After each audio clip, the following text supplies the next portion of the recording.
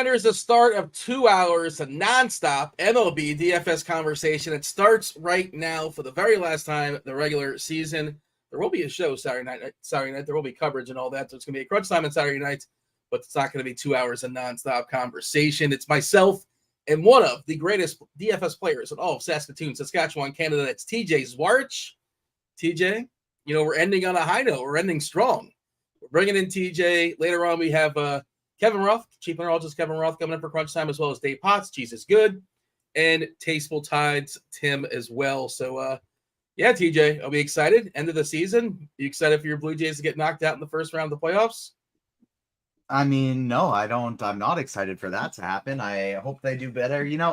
What matters in playoffs? It's pitching. And the Blue Jays had arguably the top starting pitching staff in baseball this year. So they got a chance. Obviously, it seems like they're just able to hit off of bad pitchers and not so much off of good ones. So we're definitely going to have to deal with that in the playoffs. But strong pitching, I feel good about. Pretty good bullpen, too, collectively. I'll give you that. I was just obviously giving you a hard time there with the Blue Jays. Do you know who you're playing against just yet, or is it we're still figuring it out? I guess we don't know, right? It's probably is it Seattle, Houston, Texas, one of those? Yeah, I think that's how it works. I honestly haven't looked too much into it. It's busy times, NFL, MLB, other life stuff. It's just busy times. So I haven't actually even looked at that yet. As far as teams that are still battling for something, 3 days left in the regular season, Houston, they now currently have a 76% chance to make the playoffs, according to Fangraphs. They're motivated. The Rangers can't seem to close the door and lock themselves into the playoffs. They're still sitting at a 97% chance. I think they just got to win and they're in, I believe. Seattle is hanging on. They basically have to win out. A 33% chance for Seattle. Your Blue Jays not officially in, 93% chance to make the playoffs. I assume they just got to win once and just, they're probably in, I'm guessing. Is that what it is, TJ? Or again, you're probably not aware of this. If they win once, they're definitely in, I think. But I think they don't even have to win again, and they'll still likely be in.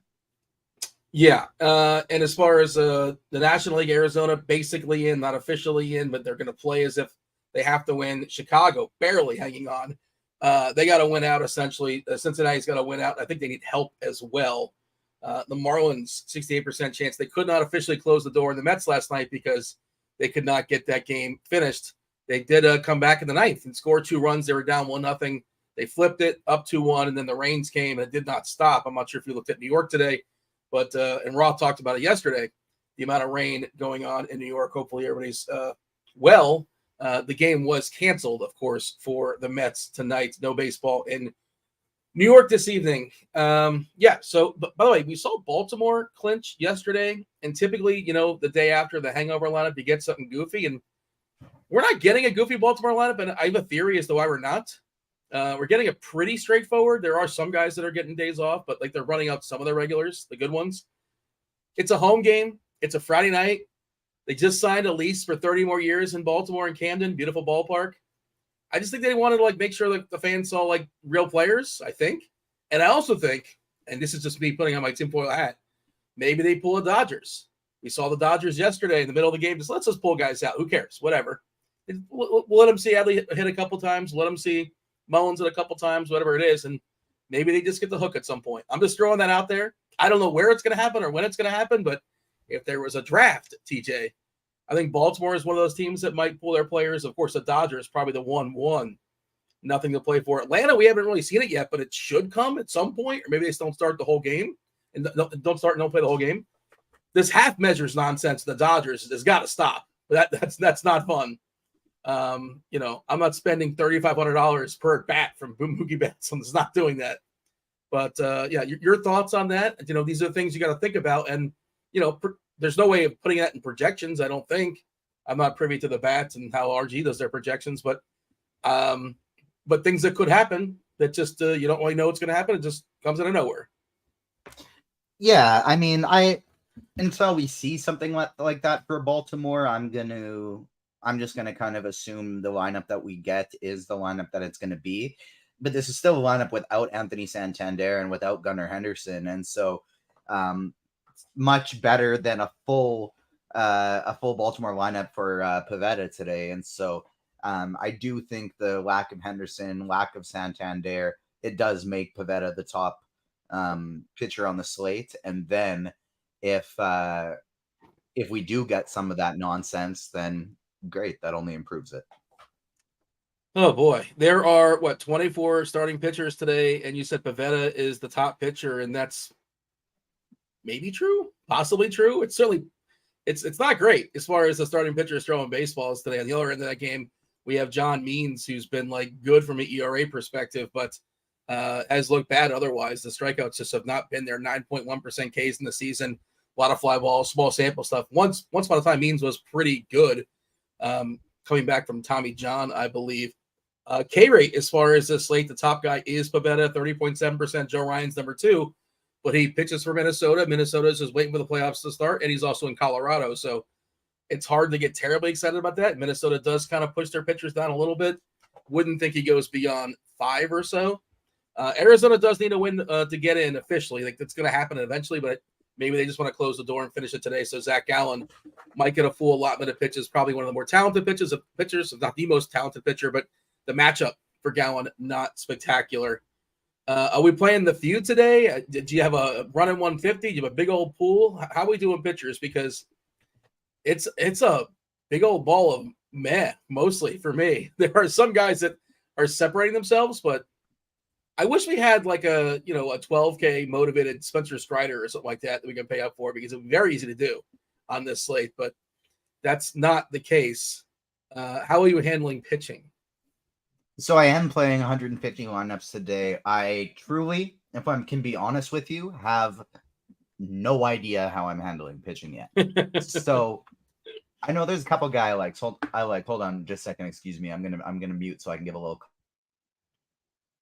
Oh, no worries. There we go. So I woke up, took my dogs to the groomers. They're still there right now. Should be back any minute. But then I wrote the expert survey. And so I have looked into this slate. I've dove in. I know, like, in general what I like and what I don't, but I haven't built a pool yet, because after I wrote the expert survey, I started watching a new Marvel show that's going to be coming to Disney Plus next week, and I happened to get the first 4 episodes of it. So I've been diving into that, and it's been crazy. And so I haven't made my pool. What's the show? It's honestly just I'm technically not supposed to talk about it for a few more days. So. All right. And so it's so hard because none of the options are good, but the best options are still my favorite. And so, like, Means, Pivetta, Rodon, yeah, they probably are going to be the best point per dollar guys, but these are also people that we've seen outside of Means really just get demolished this year. And so I'm going to try and pick and choose a few other guys. This is not going to be my most narrow pool. I'm going to cut it down more than this, but I've just done my first set of cuts, and I'm at 1, 2, 3, 4, 5, 6, 7, 8, 9, 10, 11, 12, 13, 14 guys in consideration. And so I'm going to try and cut that to single digits, but it's hard because none of them are great, but all of the bad is kind of, they have a chance. Ownership was, and yeah, just to your point, yeah, I mean, it reminds me of one of my favorite quotes from a movie. If you expect disappointment, then you'll never get disappointed, right? And we're kind of expecting disappointment when it comes to our pitchers. The most popular pitcher right now, according to our projections as of right now, John Means, who, like, this guy's thrown like 3 games this entire season's barely even played, coming back from Tommy John. 24%. To be clear, am I supposed to call them out when I hear them? You're not going to slip a quote from a single Spider-Man movie by me. Am I supposed to call them out when I hear them, or am I just supposed to pretend like it didn't happen? We are who we choose to be, TJ. Now choose. I'm just gonna. I don't know what you're supposed to do with that, but I'm reading a list. I'll be honest. I didn't have these memorized. I don't know. I've seen the Spider-Man movies, but I don't know them nearly as well as you, and I can't just pull up off the dome like random Spider-Man quotes outside of the. Yeah, I did not have Dean quoting Zendaya on my GrindersLive bingo card. Oh, that was Zendaya. I thought that was the Green Goblin. No, that was Zendaya. The disappointment one was Zendaya. Oh, okay. All right. Yeah. All right. I've seen it, but I don't recall who said it. There you go. But this is, it's the last week of the season. This is our last show, the two of us. So we're gonna have a little bit of fun. And shout out to those hanging out with us.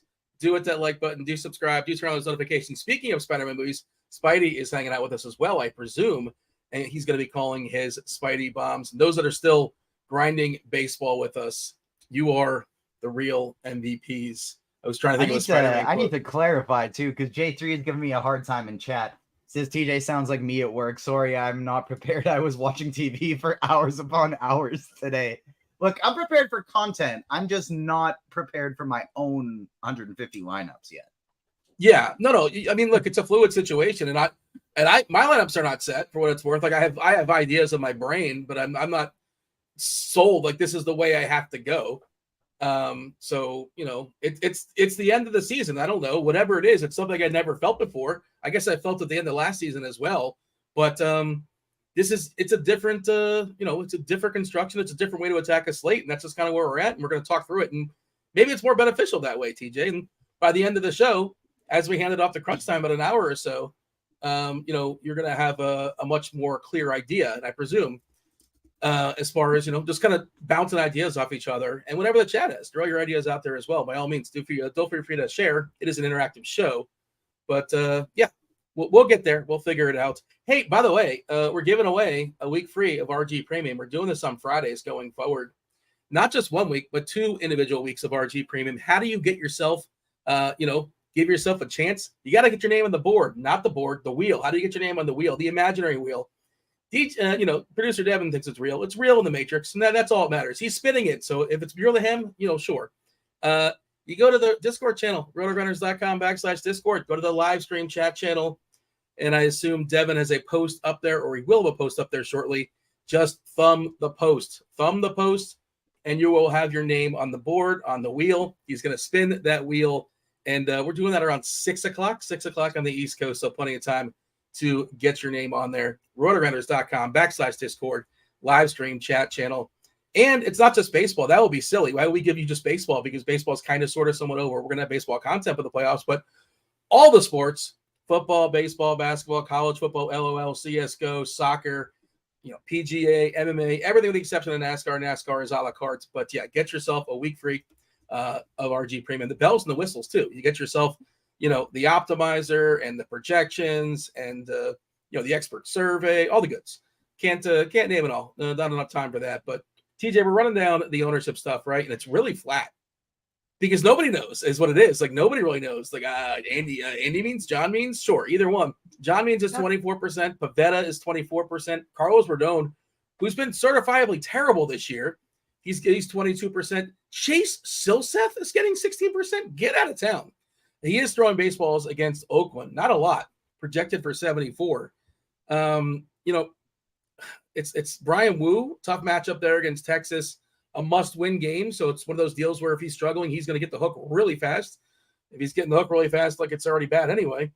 Lance Lynn, another guy who's been certifiably terrible, 14%. The Giants have a game tonight, and they just fired their manager, so maybe we get less pinch hit tomfoolery. What? Like what? Why would they? Why 161? Why would you fire him now? Like what is the point? Wait one more day. That is hilarious. Is there something else to that? That is so weird. It just says Giants fire your manager Gabe Kapler was the tweet I saw. I need context to that, but that just seems weird. Like the NFL, like what do they call Black Monday? I think they call it, right? The NFL, like at the end of the season, like 4 or 5 guys get fired.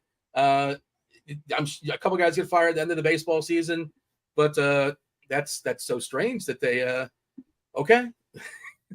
I guess there's 2 more. Technically, it's a weekend.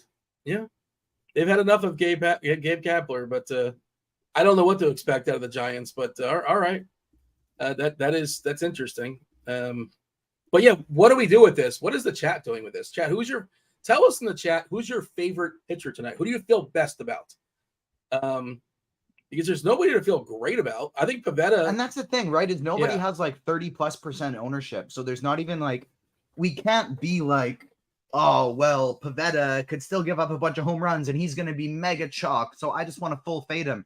there's 6 or 7 guys in this situation. And so, like, Pivetta is going to be what, 25, 26, 27% owned, maybe close to 30 in the single entry stuff. But maybe not, because different projection sources around the industry might still have other people a little bit ahead of him. So I don't know. I'm going to just, as we go through this slate, I'm going to try and find as many different places as I can to just full on cut.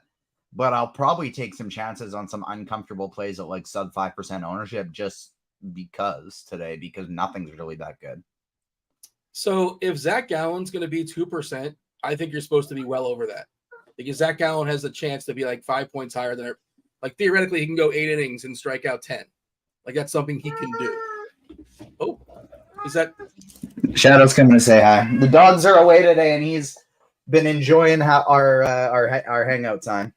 Shadow sounds like a child. Did you not hear that, or is that just me? Oh yeah, he does. He's very loud, like a child. Yeah, it just rhymes. Or there you go. How old is Shadow? Shadow is about 2. Oh, there you go. So still kind of a not fully. Well, what are they fully an adult cats? Like 3-ish? 4-ish? I think 1 actually. Oh, 1? Oh, well, there you go. Yeah. I went the wrong way. Yeah, that's their. I don't know about like their cognitive development, but they're full size at like 1. Yeah. If you would take a wet toothbrush and pet them with it on top of their head, like it reminds them of like when they were getting with their mother, when they were getting raised. I was reading that the other day for no particular reason. Have you ever tried that before? I have not. Take a wet toothbrush. Maybe if you have an extra one laying around. Toothbrush. I don't know if you can go back. I'm not sure what the rules are. No. Adley Rutschman just got scratched. Fire up more Nick Pivetta. Did they give him like a fake injury or like illness or something? Hangover, I believe, is the term. Yeah, they're all hungover. That's what's going on there. They certainly partied last night, and it's cool. I'm happy for Baltimore. This is like, as an independent baseball fan that doesn't have a favorite team, Baltimore is definitely one of the teams that I'm rooting for to make some noise in the playoffs. And Adley Rutschman individually seems like a really likable dude as well. But yeah, I'm assuming they're in the same division. They're in the same division as my team, but they definitely are the team I hate the least in that division.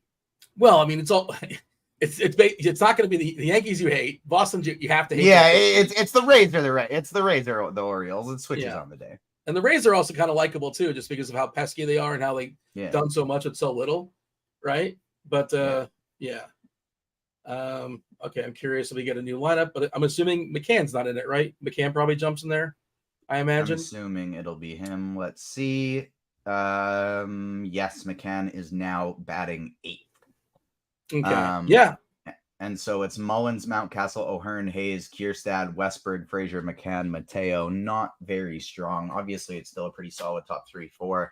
Kierstad has some power, but also a ton of strikeouts. So that's not bad. Okay, so Jeffrey says, I was asking the chat their favorite pitchers today, and I'm assuming this is the question he's answering. Kyle Hendricks. I mean, the Cubs are motivated, and this Milwaukee team is not great, but I don't think I'm rostering up. Is Kyle Hendricks amongst like the 13 guys you mentioned? I'm in the process of making my second set of cuts, and he was in the original 14, but he has already been cut down as I'm trying to get rid of guys. Yeah, I don't really see. He's not cheap enough where you can say, well, like, he can eat a bunch of innings. Chicago, and if he gets in any trouble, there's going to be a pretty quick hook there because they desperately need the win, and they can't deal with him being bad. If he's struggling, he's gone. It's going to be treated like a playoff game. So that's how that goes. Let's see. Why won't Lance Lynn pitch a full load versus this bad team? How many pitches we're expecting? I mean, his full load is like 110, 115 sometimes, or 105. He might throw 100. I think he's got a chance to throw that many, right? But he is in their playoff pitching rotation, correct? I'm pretty sure that's how bad the Dodgers pitching staff is these days, or the lack of depth. But I think they'll let him go close to 100 if things are going well, I think. But Dave Roberts is still that manager. Where do we have him at? Are we cutting it off like at 80s, 85 or so? Trying to pull it up here on the fly as far as Lynn. Yeah, we're giving him 99 pitches. So Yeah, that's one of the highest projections on the board. It actually is the highest. And that's why I think Lynn's in play, even though he's been terrible. And I think the other one to kind of lean into, TJ, it's uncomfortable because he's been bad. And the matchup, another team has been disappointing. But, like, you know, it's tough in theory. Like Dylan Cease, we've seen this guy be awesome in the past at times for stretches. It's been a bad season for him. But maybe, you know, obviously he wants to end it on a high note. And they'll let him go. Like, there's no reason. They're not going to, like, hold him out for anything. They'll let him go 95, 100 pitches if things are going well. I think Dylan Cease is somebody you're supposed to be over the field on. Yeah, I think so too. That, like, I probably will be. I don't know for sure where I'm going to end up on him yet, but the fact that, like, we're only projecting him for about 10% ownership on DraftKings, I definitely will be overweight to that. Yeah, I think 10% is too low. Mr. Richards running out his pool apparently means Lynn, Cease, Waldachuk, Rodon, and Pavetta. It's mostly it's some pretty popular ones. What's your take on Rodon? Because, you know, obviously it means nothing. It's a lost season, no matter what happens, but he wants to end it on a positive note. Theoretically, he's well positioned to do so in Kansas City against the, lineup that's not particularly good. We're getting a discount as far as how bad he's been this season. He did bounce back his last time, if I'm not mistaken, so that was good to see. He's gone over 2 innings in a row. Last game, like, he's given up at least like 3 earned run both of those games, but like, just the last game against Arizona, he wasn't great, but against Boston and Pittsburgh, he was really good. Yeah, but and comparing him to the slew of names early on, totally, comparing him to early on too, like, totally different stratosphere to how bad he was doing. He's gonna still be in the pool. I don't love a chalky Rodon, and he's just been so bad for most of the season. But what do we think? What do we think of Obi-Wan's haircut? Look how dapper my little guy's looking now. Come on. Just got home. He's looking real good, real sharp. Does he like it? Does he like getting the haircut? Does he cooperate? Yeah, he doesn't mind. As long as he's getting some love and attention, he's happy. So Rodon, I'm still going to be getting to. I like the Waldachuk call. I wrote up Waldachuk in the expert survey today. I do think he's very interesting for tournaments going up against a somewhat chalky Angel stack. And so Waldachuk is going to be one of my favorite tournament bats. Yeah, I did see some Angels hitting lineups, and they're just, how I feel about the Angels. I made that really clear. I think there's some guys you can play for sure, but the lineup's not very good. And I think I'm more likely to play Waldachuk than I am to play Angels. I kind of agree with that too. Not that I think Waldachuk is great, but he's good enough to beat the Angels. And he's also better against righties, and he's going to get, 8? Do we have? I'm assuming we don't have an official lineup just yet for the Angels because they're playing later. What is the projected lineup for the Angels? I'm scrolling to it as we speak. You don't have to scroll up because Devin's got it on the screen share. There you go. Grichuk, Neto, Drury, Ohapi, Adele, Escobar, Stefanich, Moniak, and David Fletcher. We can do one better and give the actual lineup. Shadal is leading off. Neto is batting second. Go. Then Drury, Ohapi, Grichuk, not batting leadoff. Joe Adele, interesting potential homer Joe Adele play. I can see that happening tonight versus Waldachuk. Mickey Moniak, Stefanik, and Fletcher. So I think basically the same names that you said, but just shuffled up differently. Well, we got Chinua wasn't expected to be in it, and so he's in for Escobar. Okay. And then up batting leadoff. Still waiting for Dodgers, Giants, Seattle, Texas. Those games are late.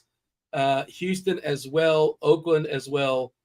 No Minnesota, which I guess we haven't mentioned it yet. We've been talking pitching mostly. But Minnesota's got a team total 6.5 plus against Colorado. Ty Blach. Minnesota does pinch hit a fair bit. Colorado's bullpen is right-handed heavy. I don't know how much they care about this, though, is sort of my thought. Like, does Minnesota care to pinch hit? Or maybe they just want to give guys, full days off because they're just waiting, right? I'm pretty sure they're locked in their spot. They're in the wild card, and that's that. I don't think they can get any worse or get any better. No, they won their division. They won the division? Yeah, that's why they're in, is because they won their terrible division. They would not be in when it comes to the wild that's card. Right. If they had to get in through the wild card, they wouldn't be making the playoffs. But in their division, second place team is the Detroit Tigers at 76 wins. I saw that Cabrera is going to stick around as like a coach or somebody in the front office or something like that. That's I fun. can't really. Yeah, good for him. He seems to enjoy the game. And One thing, like on pitching still before, but so we don't forget about it. I saw one person asking about him in chat, and I wanted to bring up Alan Winans or Winans, however you say his name. He got the cut for me on DraftKings at $8,700. However, on Fanduel, where he is much, much lower priced, he is one of the best options on the slate. And do we think Atlanta will basically let him go, like for the most part? Will they let him go 6? I think they can't. Like he's not a part of the rotation, right? I don't think. I mean, I don't know. Yeah. Just because like they have so many injuries right now, right? In that rotation. Probably Morton got hurt. I don't know how serious it is. And Fried's on the injured list right now too. And so I'm assuming they're probably going to be fine around start of playoff time. But yeah, like I don't see a reason why he would be like limited in pitch count. Yeah, Atlanta doesn't play for like a week, right? I don't know. It takes, I think the playoffs, I want to say, like the first round is like October 3rd to the 5th.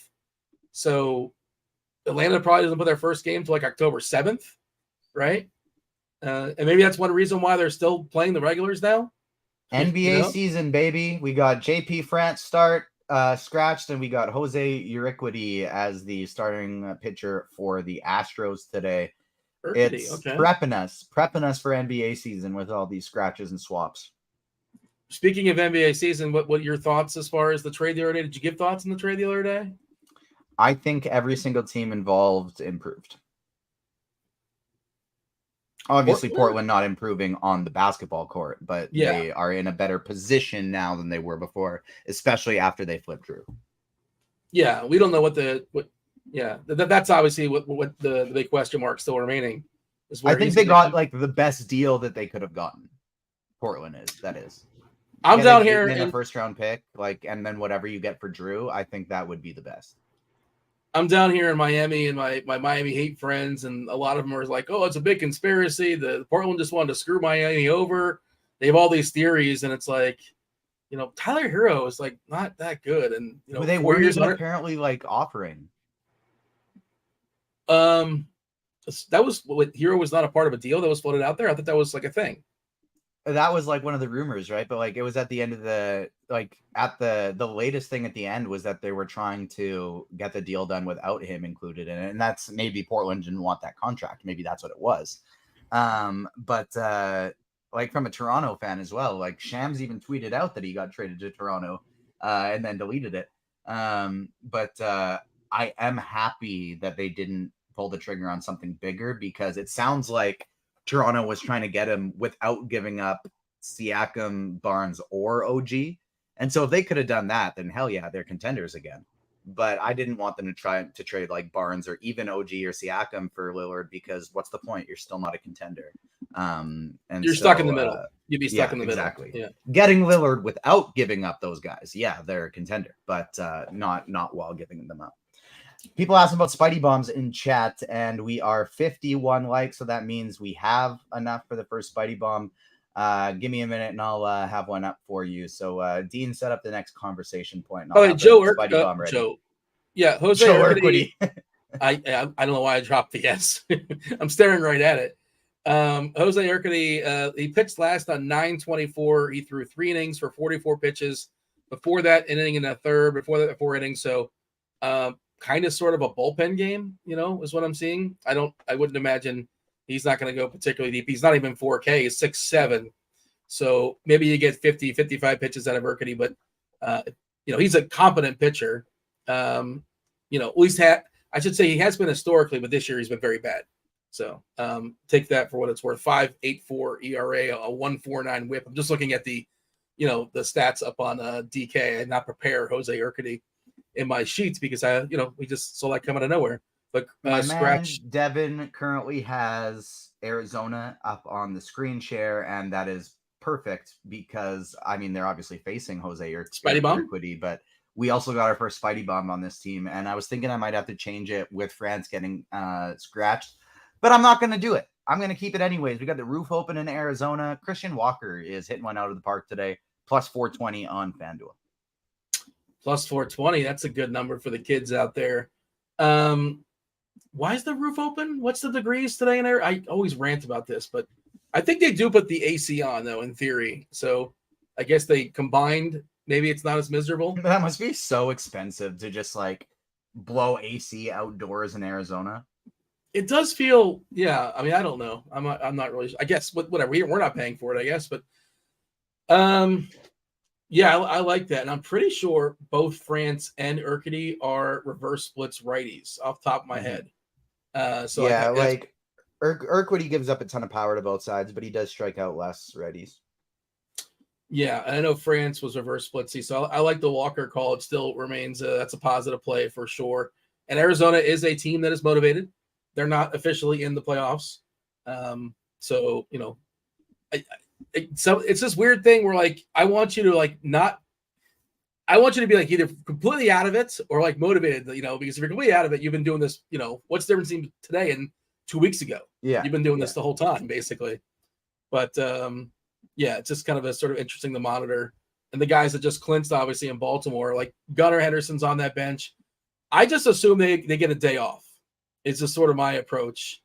Like we've seen that earlier. I can't remember who it was, but when they give these guys a day off, they don't start. And I suppose it's possible they can pinch hit. But in my head, I just think Baltimore's like, hey, those are our starters, and it's baseball. They're going to play the entire game.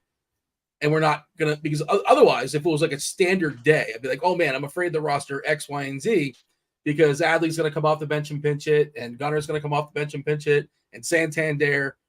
But, and I'm not necessarily saying I want to pick on Pavetta, but just kind of making the point as a general thought.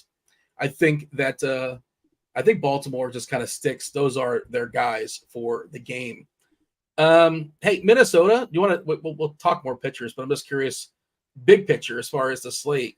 What do you think of the Twins tonight? And same thought. Do you think the Twins, with their pinch hitting ways, are they going to pinch hit despite the fact they don't really need to win? Or are they just going to say, hey, whatever, those are our guys. Everybody else gets a day off, and that's that. How do you think they handle it? I think they play it like normally. I think they're going to just keep trying and getting in their normal groove going into these playoffs. And so I think they play it pretty normal. Okay, so if that's the case, there's going to be some pretty high pinch hit risk stuff because Block is starting, and you know he's going to turn right-handed and change his name, and you know I don't know who's good. Depending on what we see at the starting lineup, some guys like Jordan Luplow is like the obvious one. If he draws to start, like he seems like the most obvious to get the hook if that's what they're doing. Historically, he's a quote unquote, I don't want to say lefty master, but that's like the last thing he can do. The best thing he can do is stick around in the league is he can hit lefties. But yeah, and how do you handle that? I guess we can kind of sort of wait for the lineup to drop, but I don't think it has, unless I missed it. But yeah, what's our approach with that, with Minnesota? Yeah, I'm going to wait to see the lineup because, I mean, Ryan Jeffers, as long as he's there, he's going to be one of my favorite plays. I always love Ryan Jeffers. And so as long as he's in there, I'm going to want to get to as much of him as possible. Switch hitters like Castro and Polanco, I want to get to as much of them as possible. Solano and Taylor, they've often been starting against righties anyways. Kyle Farmer has been starting against a righty lately. And so I honestly don't know how much we'll have to worry outside of maybe like Vasquez or Luplow because they've been dealing with some injuries. And so they don't really have all that many guys to pinch hit other than Julian and Kepler. And so I could see those two being really the only ones we have to worry about. Isn't like Buxton supposed to come up at some point and get some hits here, get some at bats? He's not played in the majors, right? In a while. Like I know he hasn't come back, and I missed him. I don't think I missed him, but no. I thought he was getting some ABs somewhere. But maybe, I mean, I would think they'd want to bring him back if he is coming back at some point during the regular season, just to kind of get him acclimated again, get him a few swings. But I'm trying to think who else we're not thinking of. Well, I guess when we see a starting lineup, we can kind of figure out the rest of the pieces there for Minnesota. But certainly one of the teams, they're cheap. You know, we're not expecting Correa to be in there. Like a lot of their best hitters, Kepler, Correa, Buxton probably not going to be in there. But, you know, definitely the conversation will be more interesting and easier to have when we get the rest of that lineup. I want to give a refresh to our ownership stuff because, let's see, it's as of an hour ago. So maybe we have a new batch. We probably do with the Houston stuff, if nothing else. At least they're on top of it if they haven't updated it. Yeah, here you go. 531 on the East Coast. Let's see. 25% Pavetta. So I think Pavetta got bumped a little bit with the change for Baltimore. Yeah, Pavetta's number 1 now. Means was number 2. Now it's Pavetta. And I think that makes sense. You would agree with that? Yeah. John Means on the other end. How concerned are we at Means, and this is small sample stuff, like just not striking people out? It's an alarming number, but again, small sample. His K rate so far this season is 9.1%. The swinging strike rate, not great either, at 6.2%. It's only 17 innings.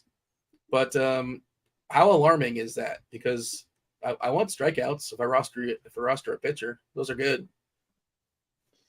Yeah, but I mean, going almost 8 innings is pretty good too. And so he's never been a big strikeout guy, right? And so if his ownership ends up getting pretty crazy high, absolutely, I think you can fade this guy. It's John Means. He's not going to strike anybody out. Chances are he's going to have like 18 fantasy points, but that might be enough on this slate. That's the thing, is 18 fantasy points might be more than enough to do well on this slate, especially for that price tag. He's probably going to go 6 or 7 relatively unscathed. And even if it's only with a couple strikeouts, he's probably going to have a pretty low floor. And so I don't love him. I don't think the ceiling's super high. If you're playing Means, to me, it's more of just like I want my 15 points. And this, that's what I know I'm getting. This slate, it's found my weakness. My weakness is small knives. And it's also not just small knives, but it's a big boy slate with just pitchers that all kind of are blah. They all kind of stink. I hate that Pavetta in general feels like bad chalk, but it's a ballpark bump as far as a pitching environment in Baltimore. This lineup for Baltimore is not spectacular. The Means thing, man, like there's no guarantee he's going to go 8 innings. He's got to be super efficient, and I think he's possibly in their playoff plans. Not their number 1, not their number 2, but maybe they want to use him. They're trying to figure it out now, I suppose. The Rodon thing, Rodon feels like bad chalk, but like, what else is there? And I say chalk, 21%, and that's where he's at. The Silseth thing I don't totally get outside of he's facing Oakland. Do you have a Chase Silseth take? Not really. Like, he's been playing in the minor leagues, and we don't really know how stressed out he's going to be. He hasn't pitched a game in the majors in over a month now. Yes, it's Oakland, but they also get a ballpark upgrade. I don't know. It's difficult for me. I don't think I really want to play Silseth. Like, his projection is pretty good, but I don't think I want to play him. Yeah, that's kind of where I'm at too, especially if he's going to be popular. He's attached to that Angels stench as well. But Oakland's obviously terrible too, so I get it. We're kind of working our way down there and just kind of mentioning some other players, and I want to see if anything's changed. But also, don't think I didn't notice the small knives quote. Don't think I didn't notice that. You're definitely not getting a Spider-Man quote by me, but it certainly won't happen with my all-time favorite actor. That, of course, was said by the great, the incomparable. I remember watching him on the Inside the Actor studio. It's one of my favorite hosts. This is just one of the. You go down his IMDb page. Feel free to say his name at any time. I'm just watching you. I'm just watching you struggle through it as you forget Andrew Garfield. Andrew Garfield, you're great. That's your favorite actor of all time. Okay, that's my favorite actor. Yeah. Outside of the Spider-Man world, what's your favorite Andrew Garfield movie? Tick, Tick, Boom. It's a musical. I haven't seen it. Yeah, I love Tick, Tick, Boom. It's not really my typical genre, and then it ended up being one of my favorite movies I've ever seen. Could you tell me this? It's like, sometimes people say, like, I know you don't like musicals, but it's a musical. Even if you don't like musicals, you can like it. Can you put that line on it, or you can't do that? You have to like musicals. No, I still think you can. You probably won't like it as much, but I'm not a musical person. I like music, but the songs are very catchy. But even outside of that, it's like still 70% of the movie is. It's more about building a musical than it being an actual musical itself. Fair enough. All right. J3 says Tick, Tick, Boom sounds completely made up. It's not. It's actually a real movie. It was in theaters and everything. Almost won an Oscar. No, it did win multiple Oscars, but almost won a big one. I remember it was nominated. Let's see. Steve Jones says, "What about Martinez versus the trash White Sox?" I don't think you get up. Did we get enough innings out of Martinez? I don't think so. Right? I don't know. He hasn't been cut yet for me. I think I got the bat up right now, but I see it has him for 80 pitches. 76 on MLB Plate IQ for what it's worth. Yeah, I guess that's a good point. He has not pitched more than 62 pitches since. Wait for it. April 19th. That's been a while. Yeah. So no Nick Martinez for me. Derek in chat says, "I'm not a musical guy, but The Greatest Showman was excellent." I think that was Hugh Jackman, right? I believe it was Hugh Jackman. That is Hugh Jackman, yeah. Also Zendaya, your favorite actor. Very clearly, yes. Yes. Cannot wait for her HBO show to come back. Wait, is that her? That's her, right? Euphoria? Yeah, that's her. Yeah, okay. All right. I thought that was her. All right. Why does my face look red? That's a good question, Andrew. I just noticed that in the camera as well. I think it's because my lighting is a little bit off. I've not made it bright enough for some reason, so I get redder when it's darker, I think is what's going on. Why does Dean's face red? I understood the question. I understood what was happening there. Mr. Gerg says Silseth is my favorite pitcher tonight, so there you go. Eric's got a real question, and I actually think he is. He's asking if Kikuchi's in play. Why wouldn't Kikuchi be in play tonight? I think he is. Like, he has got the chance to compile a fair bit of Ks, and he'll give up the occasional homer, but hopefully he can subdue those. But I think Kikuchi's fine tonight when you consider the other options. Yeah, it's been a month since he's pitched over 90 pitches, so I think that's probably why. And last game he was down to 73. He only gave up 3 earned runs. He had 7 Ks, and they still pulled him out in the fourth after 4 innings. So that would be the concern, that they're probably just going to say, hey, Kikuchi's going to have 80 pitches this game, and that's it. And that would absolutely limit him. But I do think he's in play given how poor this pitching slate is. Let's test producer Devin's skills. I don't know if he can make this work, but according to chat, I look like the Airhead logo. There, look at Devin. He knew exactly where I was going with that. Oh my God, Devin's the best. He is. It was do a side by side with me with the Airhead. I don't know. Yeah, which one is which? Can you tell, TJ? Can you figure it out? Who is what? I guess one is moving, so it makes it a little easier. But, not only can I not figure out which is which because they look the same, but Airhead's also a pretty accurate depiction for you, description for you. So, wait a second. I feel like you're saying something without saying anything. It's like looking into a mirror, Dean. I was just gonna quote Spidey again. Who am I? You sure you want to know? I'm an Airhead. Apparently, clearly, according to TJ. This is my gift. This is my curse. Who am I? I'm Spider-Man. I'm just reading these. I don't know why. That had nothing to do with anything, but that's what popped up. Yeah, the people want the chalk, the obvious one, right? With great power comes great responsibility. I'm not going to give him that one. That one's too chalky. Got to give him the deep cuts for sure. Tim, by the way, is saying just tell the people you went outside today. Funny enough, I did go outside today. Funny enough. You guys were talking about in chat previously to get my PS5 because God forbid you don't answer the door the one time the UPS guy comes. You got to put pants on and leave the house and go get it yourself. Outrageous. Like you can't come back. You can't just leave it there. It's fine. 99.9% of the time. I don't think he should leave your PS5 there, if I'm being honest. It's in a box. Nobody knows. It could be anything. Do you have a doorbell camera? Well, no, not yet. Maybe now anybody could take your PS5. It doesn't say it's not a giant PS5 in here. It's a big box though. What else is going to be in it? The PS5 or Xbox Series X. It could be Tide. Well, then they just got a bunch of free Tide. Great. Now they won't have to pay for laundry detergent for at least a month. Risk versus reward. If I'm stealing your box and I get Tide, that's a whammy. That is a duck. I do not feel like my time was well spent. Maybe not, but at least your clothes will smell good. Speaking of Tim, by the way, Tim will be on crunch time about a half hour or so. You got Tim and Kevin Roth. Ross Day was made a little bit easier with the absence of the Mets. The Mets canceled their game. Let's see. I think nothing else is lurking unless something has popped up. I'm refreshing. We have, green, yellow in Baltimore. Everything else is green. Green in Colorado, green in Kansas City. Winds mostly right to left, 10 miles per hour, a bit out to left. So, Roth's going to have himself a good day, as well as Dave Potts. Dave Potts' Cheese is Good, coming on in a half hour or so. What else is going on in chat? I narrowed the pool to 9. Okay. Who got the cut? We don't have time for the feud. Who's got time for such nonsense? What pitchers aren't? Hendricks is one of them. He got the cut, right? Hendricks got the cut. Gallen got the cut. I don't like it. I don't like that. That's a bad. I'm gonna override that. Put him back in the pool. It's bad. It's a bad move. Nope. Bad move.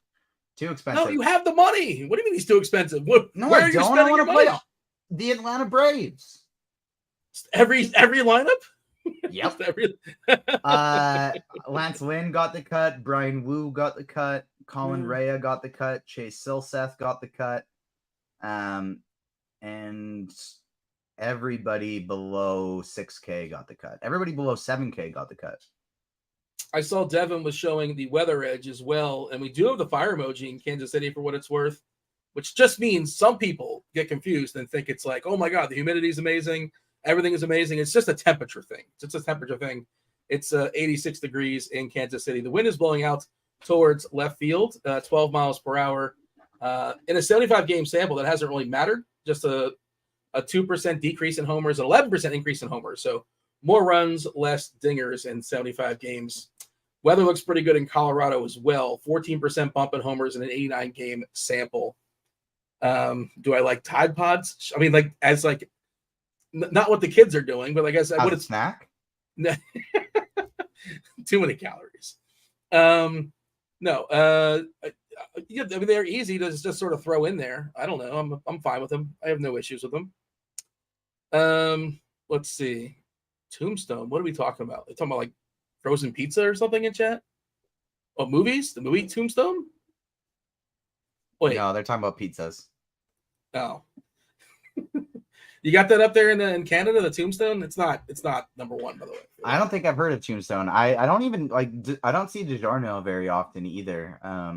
I see it on commercials more often, but the pitching pool I've decided on. We're not even at stacks yet. We're not even that far behind. I'm going to talk about my pitching pool, not frozen pizza, but President's Choice. Do you guys have President's Choice?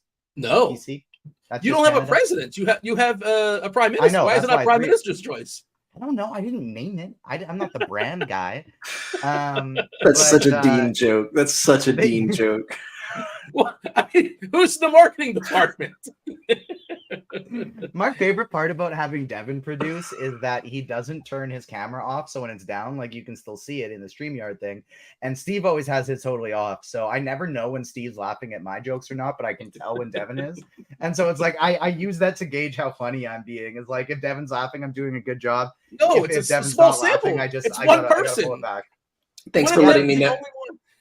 Thanks for letting me know, though, TJ. So now I won't pick my nose while I'm in the back seat here. Yeah. No, I spend my whole time just staring at your little small square at the bottom here. That's what I do the entirety of the show. You're gauging all your jokes and references to Devin, though, and everybody else is like, I don't. What's this guy talking about, TJ? I don't get anything he's saying. No one else matters to me. That's what I'm hearing. Devin makes the schedule. Devin is the only one I have to impress. That is a fair point. Yeah, but now that the chat is fired up about their frozen pizza takes, but you continue. As far as players that are left in your pool, the 9 pitchers that are left in your pool. If we're going to do this really quickly, we still have plenty of time. This is just sort of a conversation. This is the appetizer, if you will, until crunch time. There's no one below 7K. Oh, really? Interesting. Yeah. Huh. Okay. Let's try to see if I didn't do Silseth, didn't do Woodford, didn't do Martinez, no Lyles, got rid of all of them. You got Rodon. Yeah. You have Waldichuk. I have Rodon, Waldichuk, Pivetta, Means. Those 4 that we've talked about, they're all in there. Okay.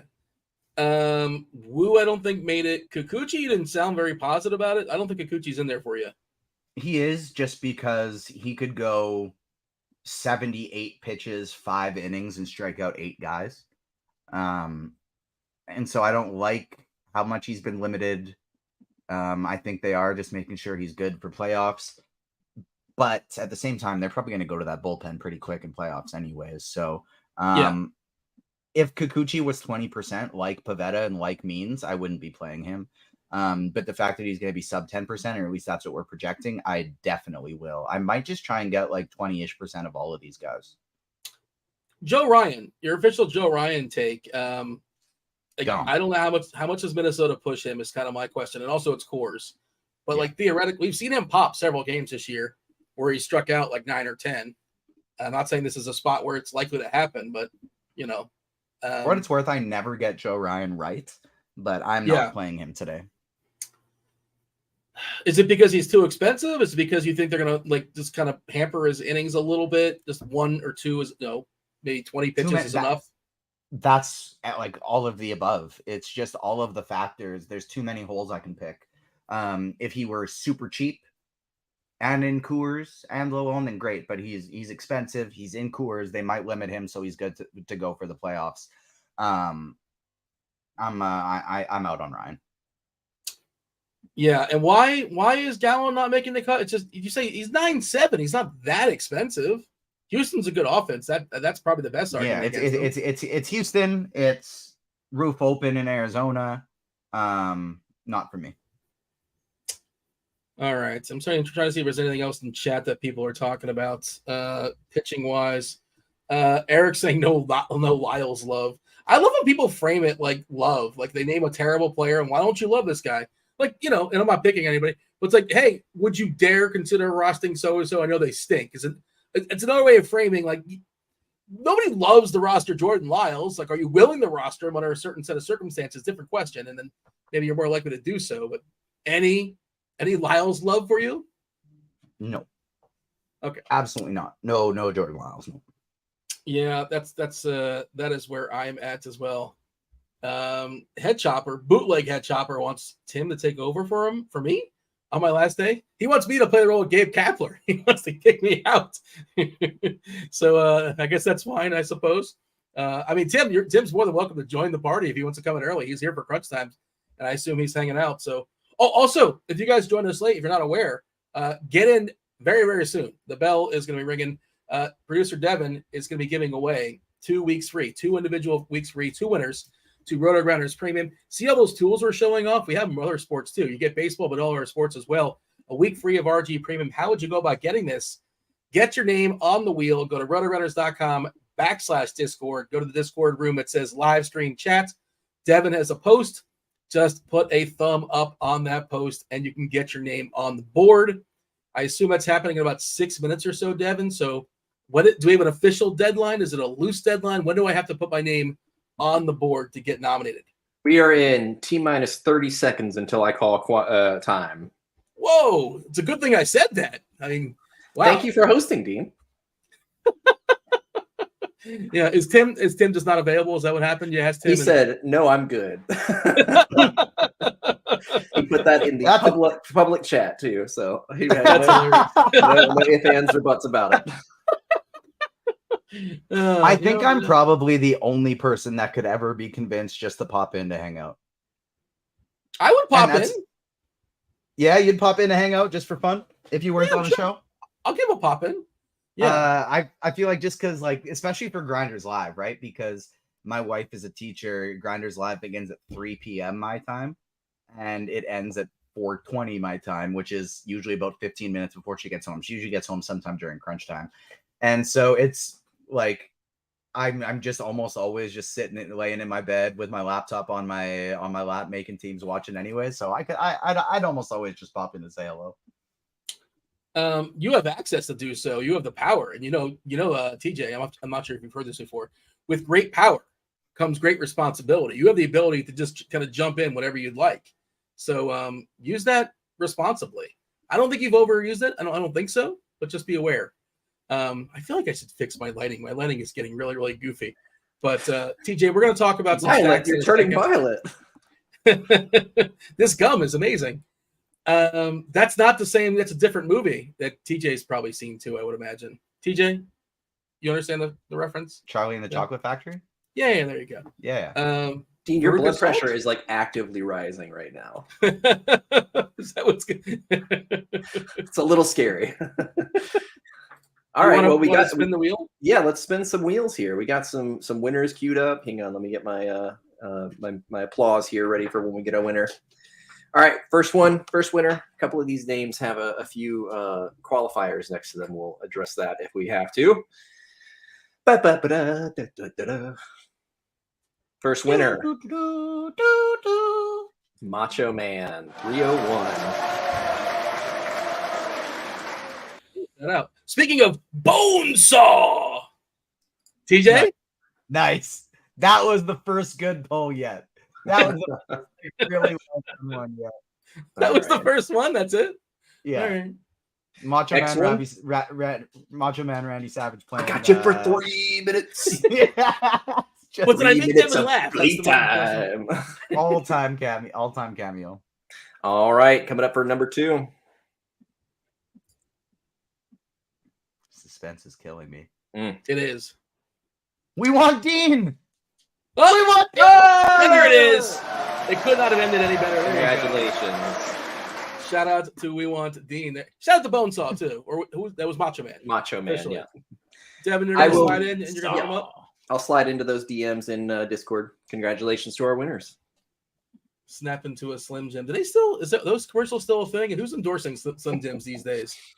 No, I Used think to the be world Macho Man. became a little bit too privy to the mystery that is what meat is in a Slim Jim. Devin, like you snub your nose across the board, which Oh, is yeah. fair. But if you were to like pick one, like a number one target, like a Family Feud of Slim Jim's got to be like on the Family Feud board of like, seriously, how are people eating this? Like, you can't believe people are eating It's Slim Jims. that's under on the rung of like nasty food. That's under hot dog, and hot dog's like mystery meat too. So no, we're done. Corn Stay dog tuned is for, above hot dog too, because it's just mystery meat filled with mystery batter on top. Yeah, Stay tuned to Crunch Time, sponsored by Slim Jim and Nathan's. You were saying, Devin? I was just saying I stay away from the fair foods these days. The fried Snickers and I love mini corn donuts, dogs.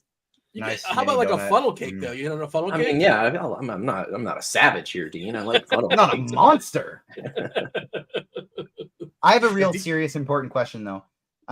Given the malarkey and the tomfoolery that we saw from the Dodgers last night, what would you consider betting Freddie Freeman and or Mookie Betts to hit a home run? What odds would you need given what we've seen so far from them now that they've clinched?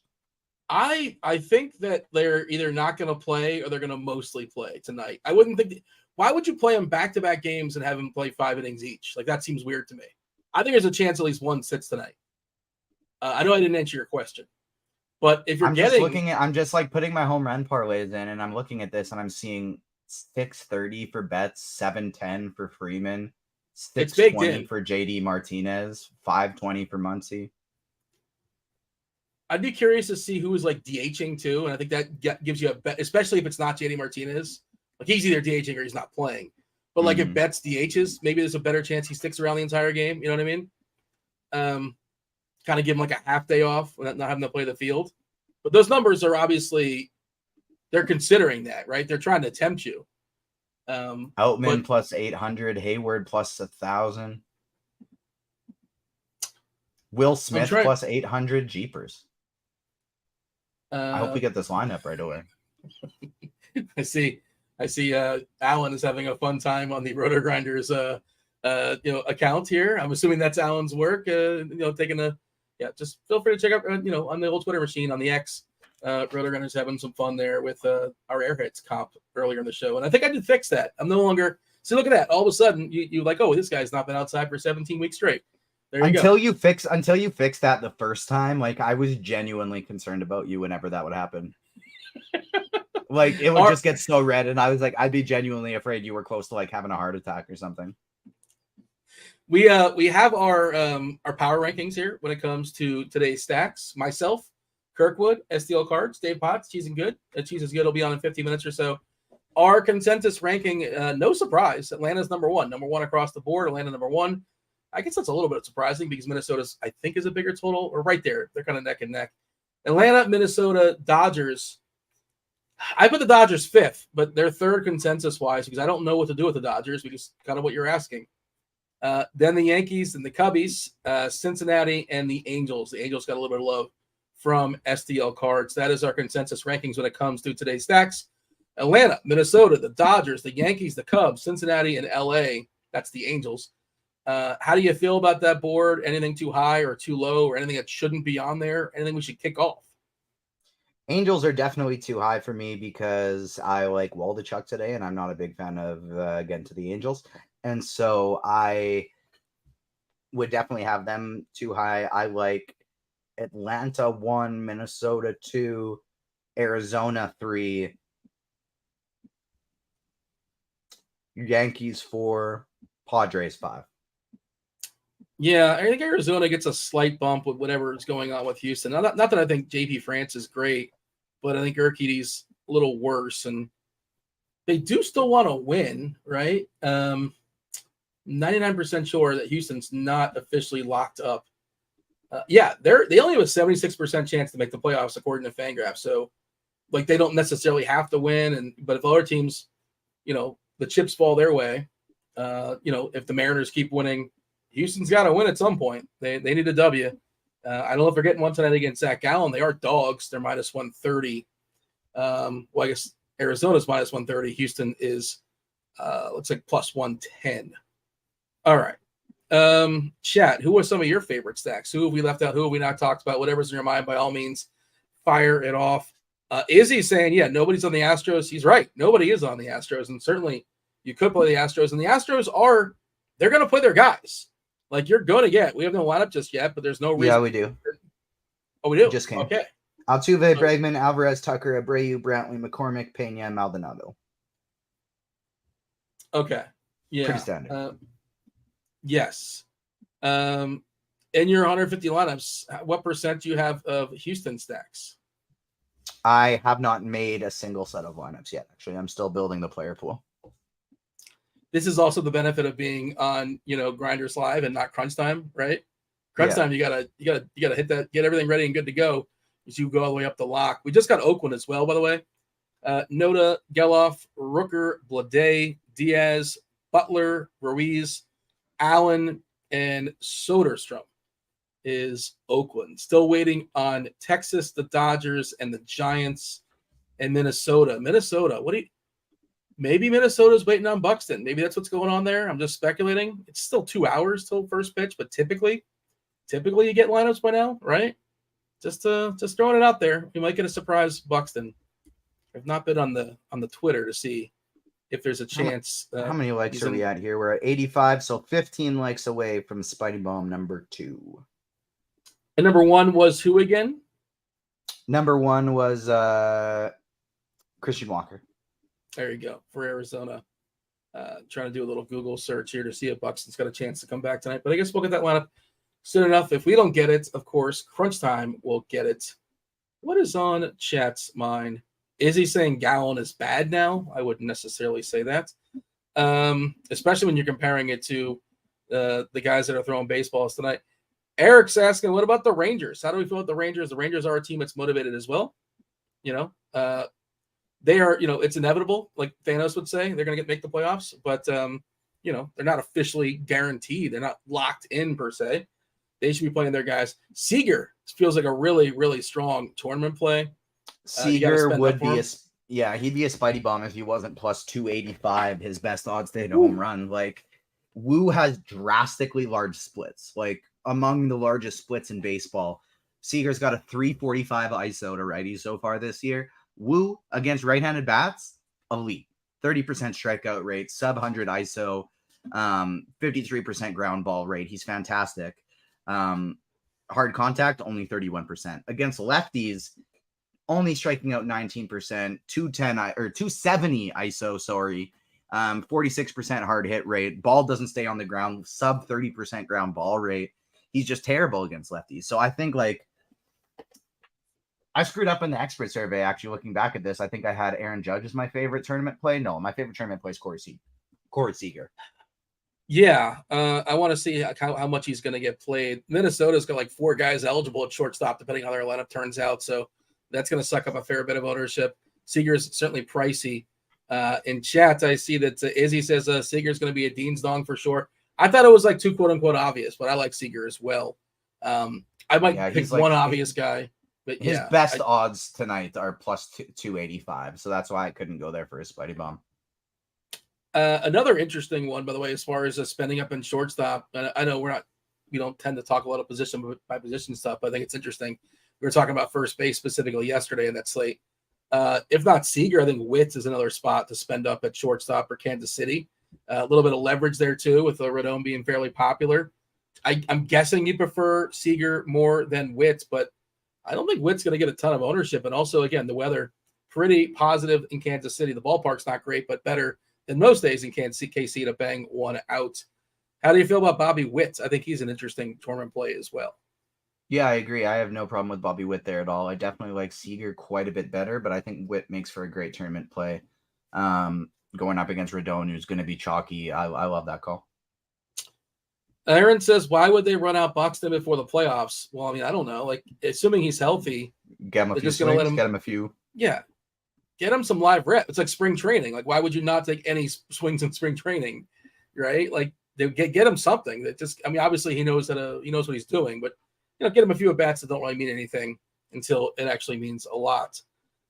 So we'll see. And again, maybe I'm just over speculating on that, but just sort of wondering why we've not seen a Minnesota lineup just yet. And that could be possibly it. What do we think of St. Louis and Cincinnati? Two pitchers that are worth picking on, Williamson and Woodford. And obviously some of his lineups are rough. Goldie is back, which I was kind of surprised. I think he was dealing with a back. The rest of that lineup's pretty sketch. The absence of Arenado and many other pieces. We've seen, Jordan Walker is not batting third.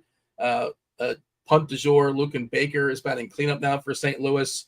No Contreras brother it's Kisner, and it gets worse after him.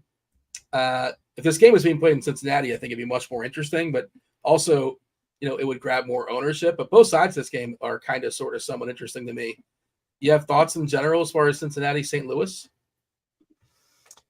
I'm actually playing a little bit of Brown and Williamson today. He is in the pool for me, but I want to see, is St. Louis's lineup confirmed?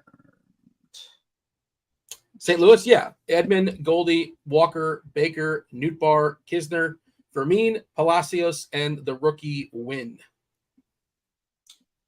Pretty cool. So not as watered down as it had been, but still not very good either. I actually like some Williamson today. I'm probably not going to get, Jordan Walker is a great salary saver for tournaments. Tommy Edman is fine.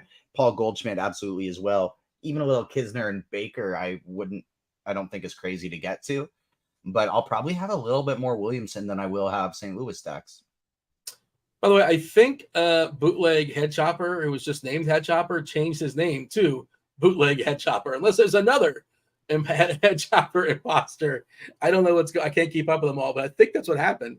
So shout out to the former Head Chopper, the current Bootleg Head Chopper, for changing, go ahead. You're leaning into the bit. Sure. Why not? For what it's worth, I don't want to play Cincinnati either. They 4.5 totals are good. They both have that, but I don't like either of these teams in this spot. I just think Woodruff stinks. That's sort of the angle I'm working on it. I don't think probably he's only going to go 70-ish pitches, big ground ball guy. That's the only, if there's one hiccup, it's like the ground ball lean, but he does not strike anybody out, which is something I look for. And he walks too many people, which is something I like when it comes to stacks as well. 10% walks in the season, 13.8% Ks, 46 inning sample. It's not huge. Cincinnati lineup. Ask yourself this, just for fun. If this game was in Cincinnati, would you be loading up on Cincinnati? I would have more, yes. I would have a lot more. Yeah, well, more than zero, right? Yeah. Yeah. No Votto. I was kind of hoping Votto would be in there, but he's not in that lineup. Martini batting fifth. I hate that. Put Benson fifth instead. Well, I mean, De La Cruz has been buried these days. I know, obviously he's been sputtered. Since coming out. His coming out party was spectacular, and he's still raw. And I think eventually he gets there, but I don't know. It's really hard to pay 5.8 for him in the 7 hole there. Mm-hmm. Like, you can do it, but nobody else is doing it. We talked about other shortstops. Seager's a better play. before ownership comes into the conversation. Witt's a better play as well. Dela Cruz and Vladdy Guerrero need to go to the same launch angle school this offseason. Vladdy is fly balls for like what 20% or 25%, something silly like that. He hits everything What do you think into the Dela ground. Cruz's are? Well, I didn't know that was the case, but the way you're framing it, and also it's a smaller sample, so it's probably like 18% fly ball. 18% fly ball. Nailed it. Both showcase showdowns. Yeah. Well, 18.4, but nah, we're under. We didn't go over. Yeah. So that's close enough. Devin, does that mean I get free RG premium for a week? 55% ground ball rate for him. No. Nope. Dean, you know what? Because you got that correct, I can confirm that you will not have to pay for RG premium this week. Why not? Just this week, Dean. Yeah. Oh, well, fair enough. What else is going on here? We got who's the stack or the player or the pitcher? Like, I feel like you're getting whatever pitchers you want to get. Who are you most afraid of not having enough of?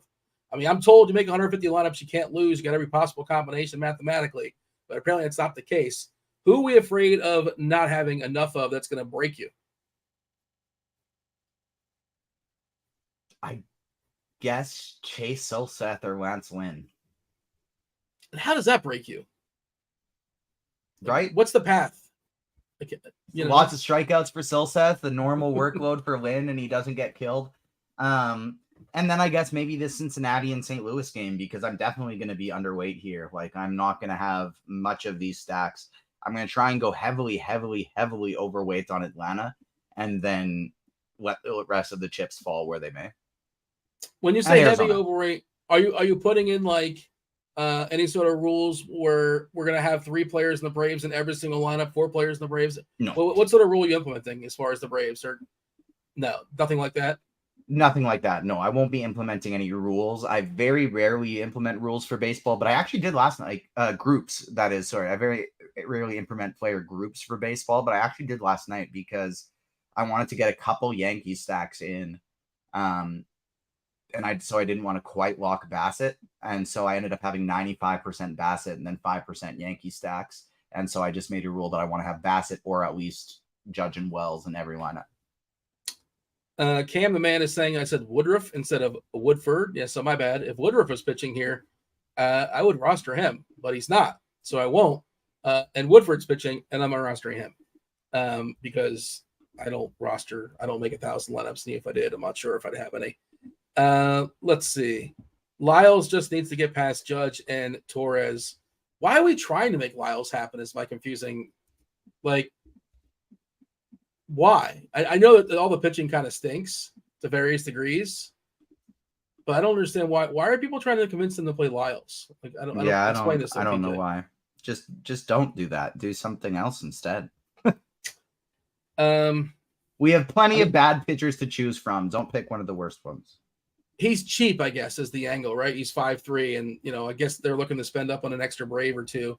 That's the thing, right? Like, you were giving me a hard time about Gallen's a bit too expensive. I'm probably not gonna get there. But like, we don't, and because you said like we don't need the salary really, and we don't need that much salary.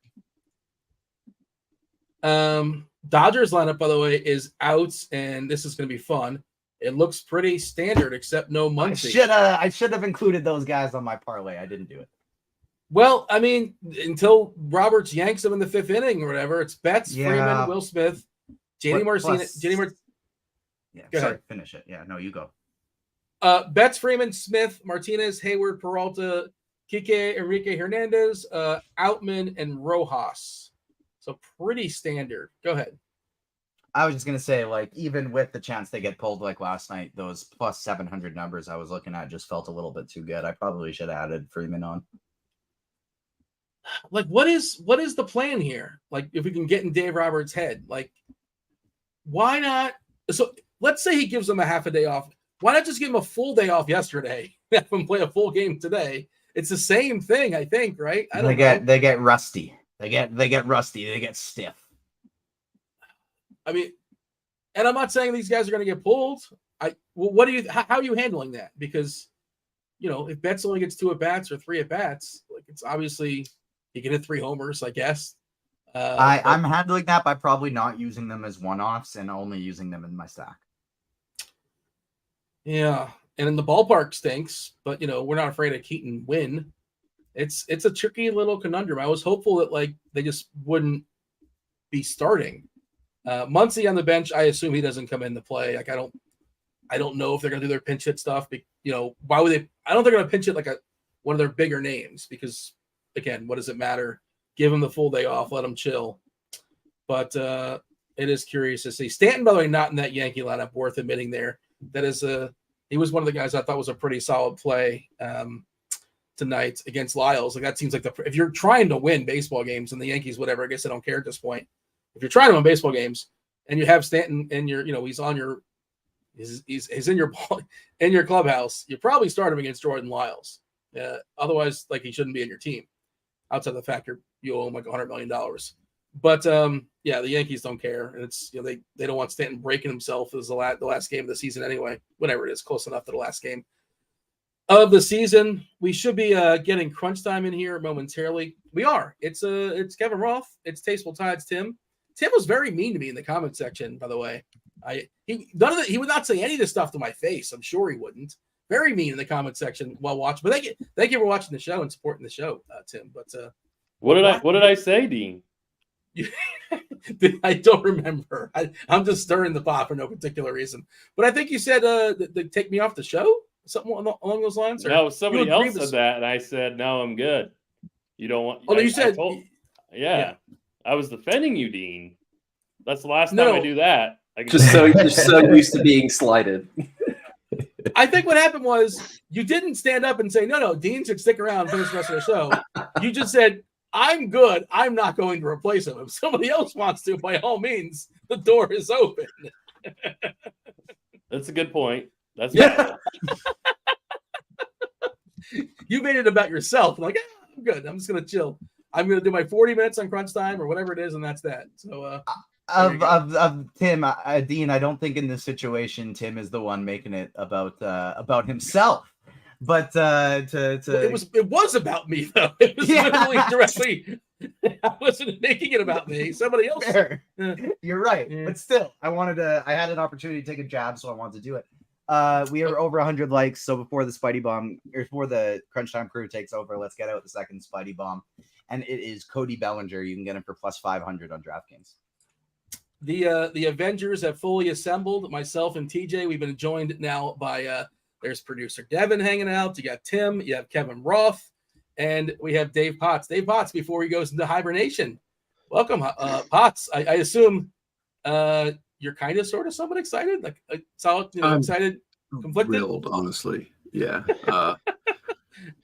All I know is today, Mrs. Cheese went shopping.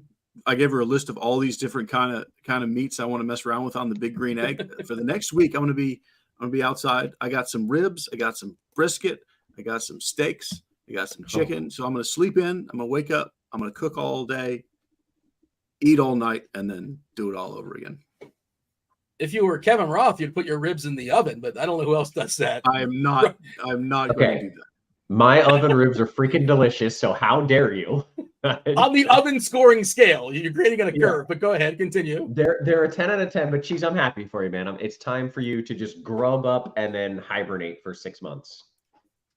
Yeah. Until we see him at the top of the NHL DFS GPP leaderboards. That will happen. Yeah. I am very fired up for NHL DFS. It's October 10th. Yeah. Cheese. Be ready. It's a different fun grind when I don't have to write about it for 5 hours. I just can play it, and it's kind of glorious in its own way.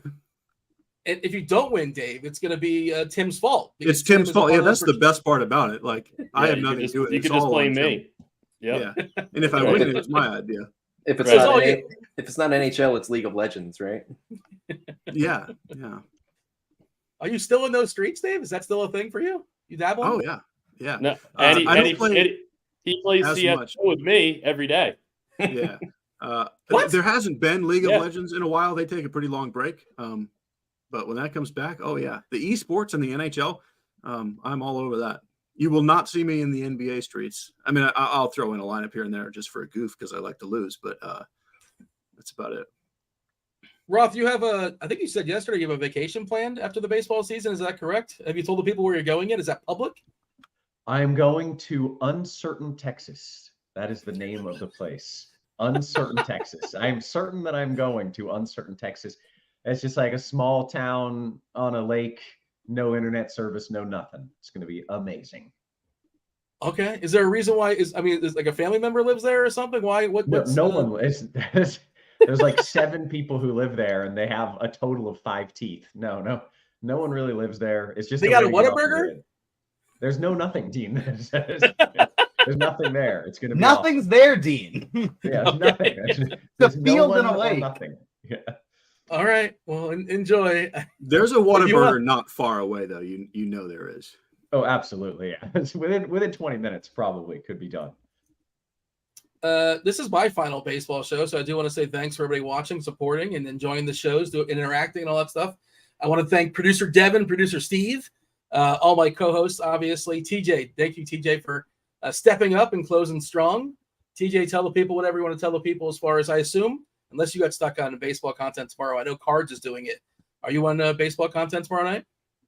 I don't know. I will have to ask Devin because I believe Rob is usually gone producing by that late in the evening, so I might be producing it. That's correct. Yes, I was thinking hosting, but yeah, you'll probably be producing. You'll be on it. All right, cool. Yeah, I'll still be there tomorrow. Or do you want to say goodbye for this show anyways? No. You can you can take that. No! I'm good. Thanks, Dean. Okay. Thank you, TJ.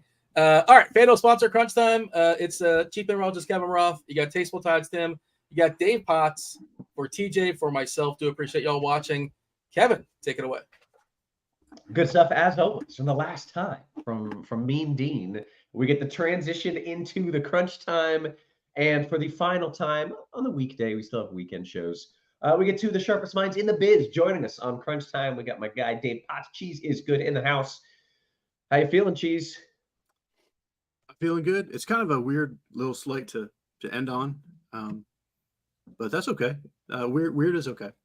Yeah, I feel like a solid third of baseball slates are weird, anyways. It's Yeah, not the like whole it's out of the whole the sport ordinary. is weird, really. That's true. You're not wrong. Well, we're happy to have you, for this final night. Happy to walk through things here. We got my guy TastefulTides Tim in the house as well. What's up, man? Yeah, not much. Yeah, this definitely is a kind of a strange slate to end on. A lot of different ways you can go about it. And there was a prediction earlier in the chat that not one pitcher on DK would go over 20 points. And I kind of agree with that. Wow. Yeah, I think that's not even a hot right, take. That's like right, the exactly. pick. And there's a lot of games on the slate. And so it's like, yeah, I was like, yeah, I completely agree with that. So it's all about hitting tonight for me. Okay, and remind me, when does hockey start up? What, a couple weeks? October 10. The 10th. You want to pitch to the people why they should be checking out RotoGrinders for hockey? Because you are we have by far the best born in the projections in the ice. industry. And Dane Forden, Moneyball 16, he's our lead NHL guy. He is an absolute wizard when it comes to NHL. We also have an amazing Discord channel, very, very positive group of people, and we keep up really well with the news throughout the day. So it's an awesome channel. So definitely check it out. Let me jump in and say, well, Yeah. I'm not in on it. Like, that's part of what's great about it is NHL. It's not quite like NBA. It's not like last second news, but it's like last 30 minutes news and through the day news that you need to get. And either Tim or Moneyball is in there every day saying, hey, here's what just happened. If you have this line, swap out this guy for this guy. Like, you're not going to miss something. Right. It's great. I love that. And what you said about the community, NHL fans in general are just better people than fans of other sports. They're just good folk. I love NFL fans, so I'm sure it's a great. I really don't want to jinx it, but we have such a good group in that Discord. It is like, it's incredible. So I'm really looking forward to another year of it. Okay, so if you join the Discord, don't be a jerk. You're going to get booted right out. There are high standards that we're trying to uphold here in the old NHL. Michael says, Tim is an NHL sharp. I had no idea. Look at the man. Look at him. Doesn't he scream? I'm growing my hockey beard. I'm He's growing got my the hockey beard. Come on now. Yeah. He looks like he from the just got home Northeast. from practice. Yeah, Doesn't he? right. He's got the pads in the garage. Tim, I actually do have full hockey pads in my garage. Because I don't know. I tried to take up the sport like 3 years ago. I've never skated. I was like, I'm gonna take up ice hockey. I Terrible. haven't skated in 17, 18 years. So Yeah. It's not very easy, as it turns out, to play a sport when you can't do the basic movement required to play said sport, but it's still pretty fun. Anyways, enough about that. We're here to talk baseball for the final night of Monday through Friday, final weekday night. So let's dive into it here. There are no real weather concerns because the main weather game got rained out. Hopefully you were watching yesterday when I said it could be a shit show in New York tomorrow, like legitimately safety wise, and it was. So hopefully y'all heeded that advice if you were in the area. With that out of the way, Cheese, let's dive into the slate. Yeah, we will. And I'll first say, you've helped me out a lot with those calls, even when they postpone early. You say it before they do it, so I don't waste an extra 30 minutes in the musings on that game, which I didn't. I love and then that. It got postponed. And Love to hear that. saving me the time. Very good. Okay, so yeah, big picture, we've already kind of said it with the pitchers. Like, it's just this whole big mess of just barely okay pitchers. Like the only like good name pitcher is Zach Gallen, but he's expensive and against Houston, so he's not really a standout. And then we just have a whole bunch of guys who are either limited or just not that great or very boom or bust. And with that, I will tell you that I am playing the boom or bust guys and just playing for the upside, because I think we're going to get some strikeouts. And there are some guys that maybe they just get shelled, but I don't really care because there's no such thing as safety to go get. Like, you don't have that, well, Garrett Cole's pitching, so maybe he pays off the salary, maybe not, but he'll be good. Like, we don't have that guy. So I'm playing mostly Nick Pivetta, Carlos Rodon, and Dylan Cease. I don't feel fantastic about any of them. Like, I'm not telling you this is some must play, but definitely my favorite is Pivetta. He's been really good. He has the 4th highest strikeout rate in the entire league since the All-Star break, 4th, and like 8th for the whole season. He's not Spencer Strider, but he is Nick Pivetta, and 2023 Nick Pivetta is actually good. So that's who I'm playing. The Carlos Rodon thing, we've seen so much up and down from this guy, but I still go back to every time I look at it, like his stuff is like the same as it's ever been. And prior to coming off the IL this year, like this was an absolute elite ace, and he's been it multiple times. He might get shelled. He's been shelled a lot. I have no idea, but I think he's too cheap on DK for the upside. So that's who I'm playing. And then on FanDuel, I have to throw Alan Winans into the mix, the Braves pitcher. He's only 6,500. He looks like a pretty decent pitcher. He's facing Washington. And like he's basically, so the other scenario on FanDuel is John Andy Means, who projects well because he's like a very good real life pitcher. Boston's not as good against lefties.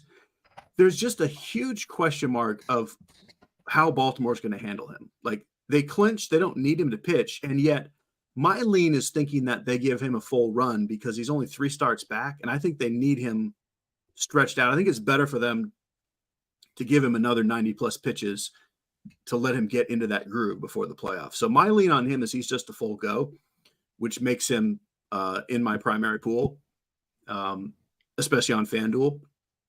I do prefer the higher strikeout guys first, Pivetta, Rodon, Cease, but then Means and Winans are very much in my pool, particularly on FanDuel where they're cheap. And honestly, that's it. I can name you another 10 guys that are totally fine, and if that's what you want to do, I don't think there's anything wrong with it. But I'm not even going to rattle off all their names, but if you're like, but what about this guy? Yeah, he's about the same. Interesting. I feel like you have a smaller pool than would be expected, given that there are a bunch of dudes that are kind of in that same, like, we're not really sure a ballpark. I do. And let me tell you this. You know how I am nothing if not wildly honest and transparent with you. It is the last day that I'm playing this season, and so I'm just taking some stands because I want to.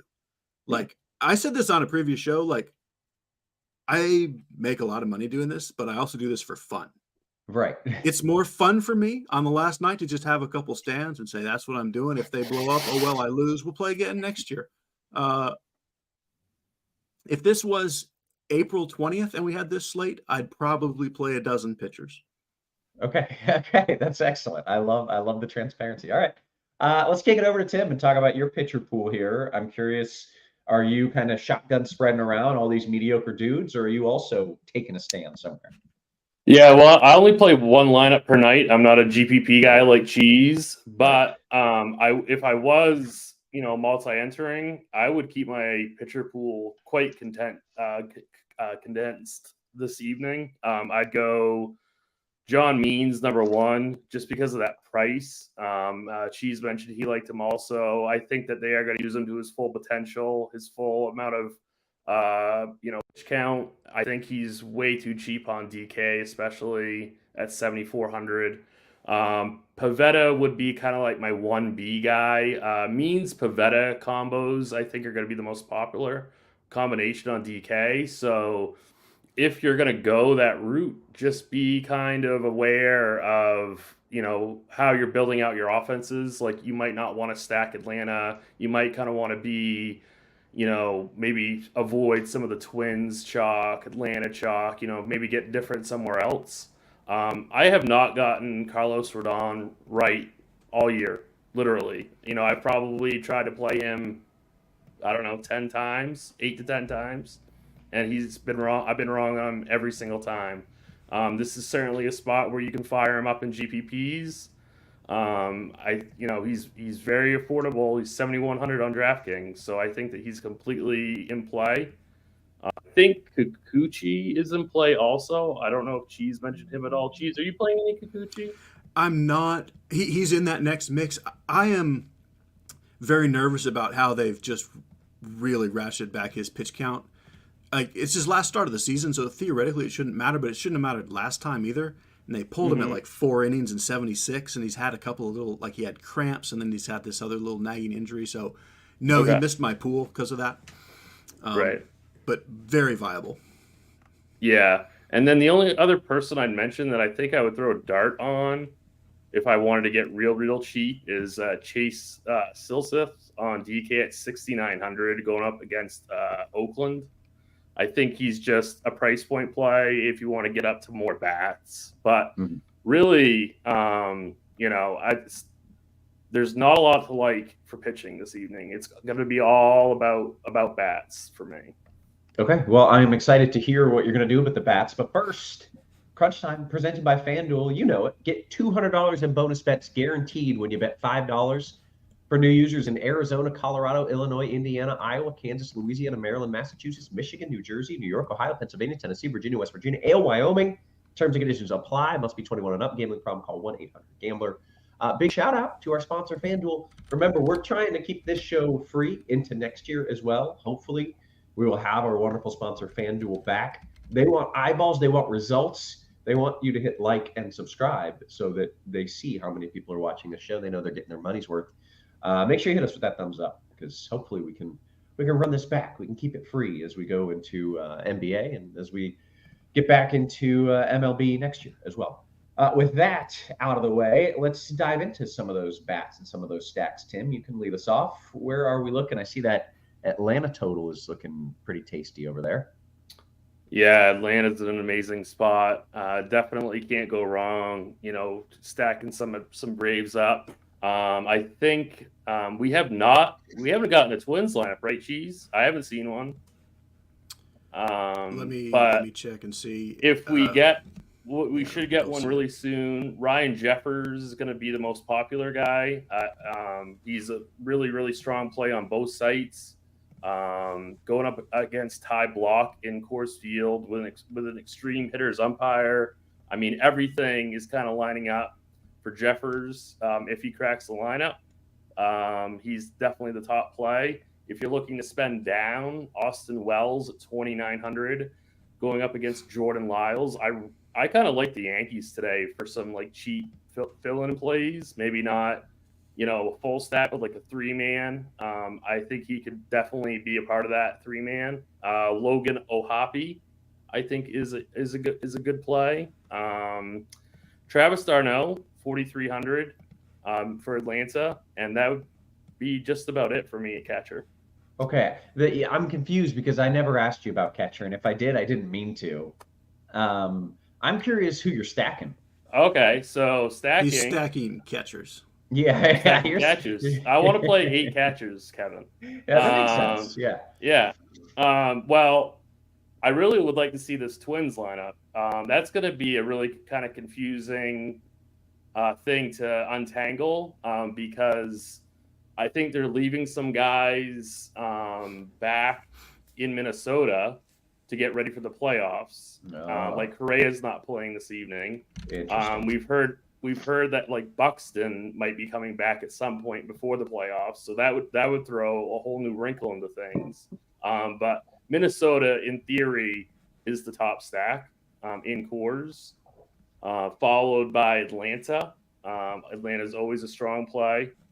Always got to. I mean, I'm jamming in Ronald Acuna. I do that pretty much every single night. I don't really care. He's just amazing. So Atlanta would be right up there for me. I mentioned the Yankees against Jordan Lyles. That would be my top 3. Okay, very good. Cheese, I want your thoughts here stack wise. Also, did you see the Orioles have a bunch of dudes who got the booze flu after, like, they clinched the division, and now all of a sudden there's all these guys who have flu-like symptoms? As well they should. Yeah. Yeah. It's a good time to get the flu. Yep. Yeah, so for me, Atlanta is all alone at the top. I do think the Twins are not going to be super popular partly because the lineup's not out, and partly because like it's just not big name players. I'm just so crazy worried about all this pinch hit risk. Like we'll be able to tell a little bit from how the lineup comes out. Like if they put some lefties in there, they should theoretically stay in, but if they put up the lineup that I think with mostly righties, like I expect to see at least 4 guys pinch hit for. Like in 40 lineups ish, I have 2 twin stacks, and I would have been fine to have 0 if I'd end up with like 20 lineups. And that's with me also saying I think they probably score the most runs on the slate. I just don't know how it helps me for DFS if it's a bunch of guys off the bench. Right. So I'm playing the Braves way ahead of them, and because there's nothing to spend up for at pitching, and we have a couple cheap Braves at the bottom, it's not even that hard to make them fit. So Braves 1, and then it's kind of some weird stuff for me. I'm definitely on the Yankees as well, stacking and just individual pieces, and then I love the Cubs and the Reds, and that's kind of my main group. Okay, very good. Well, let's dive into catcher. We already got Tim's thoughts, so Cheese, you can lead us off. We'll go catcher, then Tim, I'll come to you for first base. Yeah, I mean, Tim absolutely said exactly what I like at catcher. I mean, I have nothing to add. I'll just kind of reiterate. Sure. Logan O'Hoppe is my favorite. It's quite possible that both Jeffers and Vasquez are in the lineup. Whichever is, that's probably who you would play in cash games. Unless you need money, I'm fine with Austin Wells and then Darno, and everything else is in the stack. That's really what the position is. Perfect. All right, Tim, how about first base? Yeah, Matt Olson is the top play at first. I really like him. I think you can fit him in pretty easily because you don't have to pay up at pitching. So Olson is the top play. I have a lot of interest in Christian Walker for Arizona. I don't think Arizona is going to get a ton of ownership, so I think Walker is like a one-off, would be a great play. Cody Bellinger would be fine.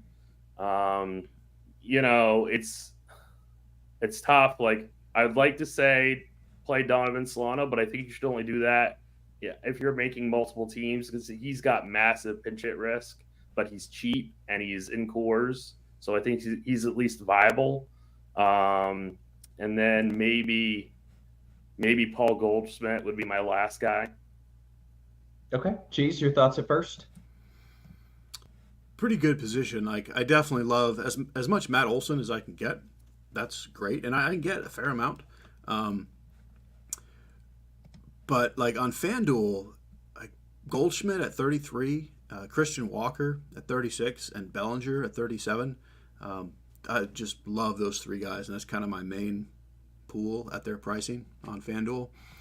On the DraftKings side, it's a little harder to get those guys. They're all like 5K or higher.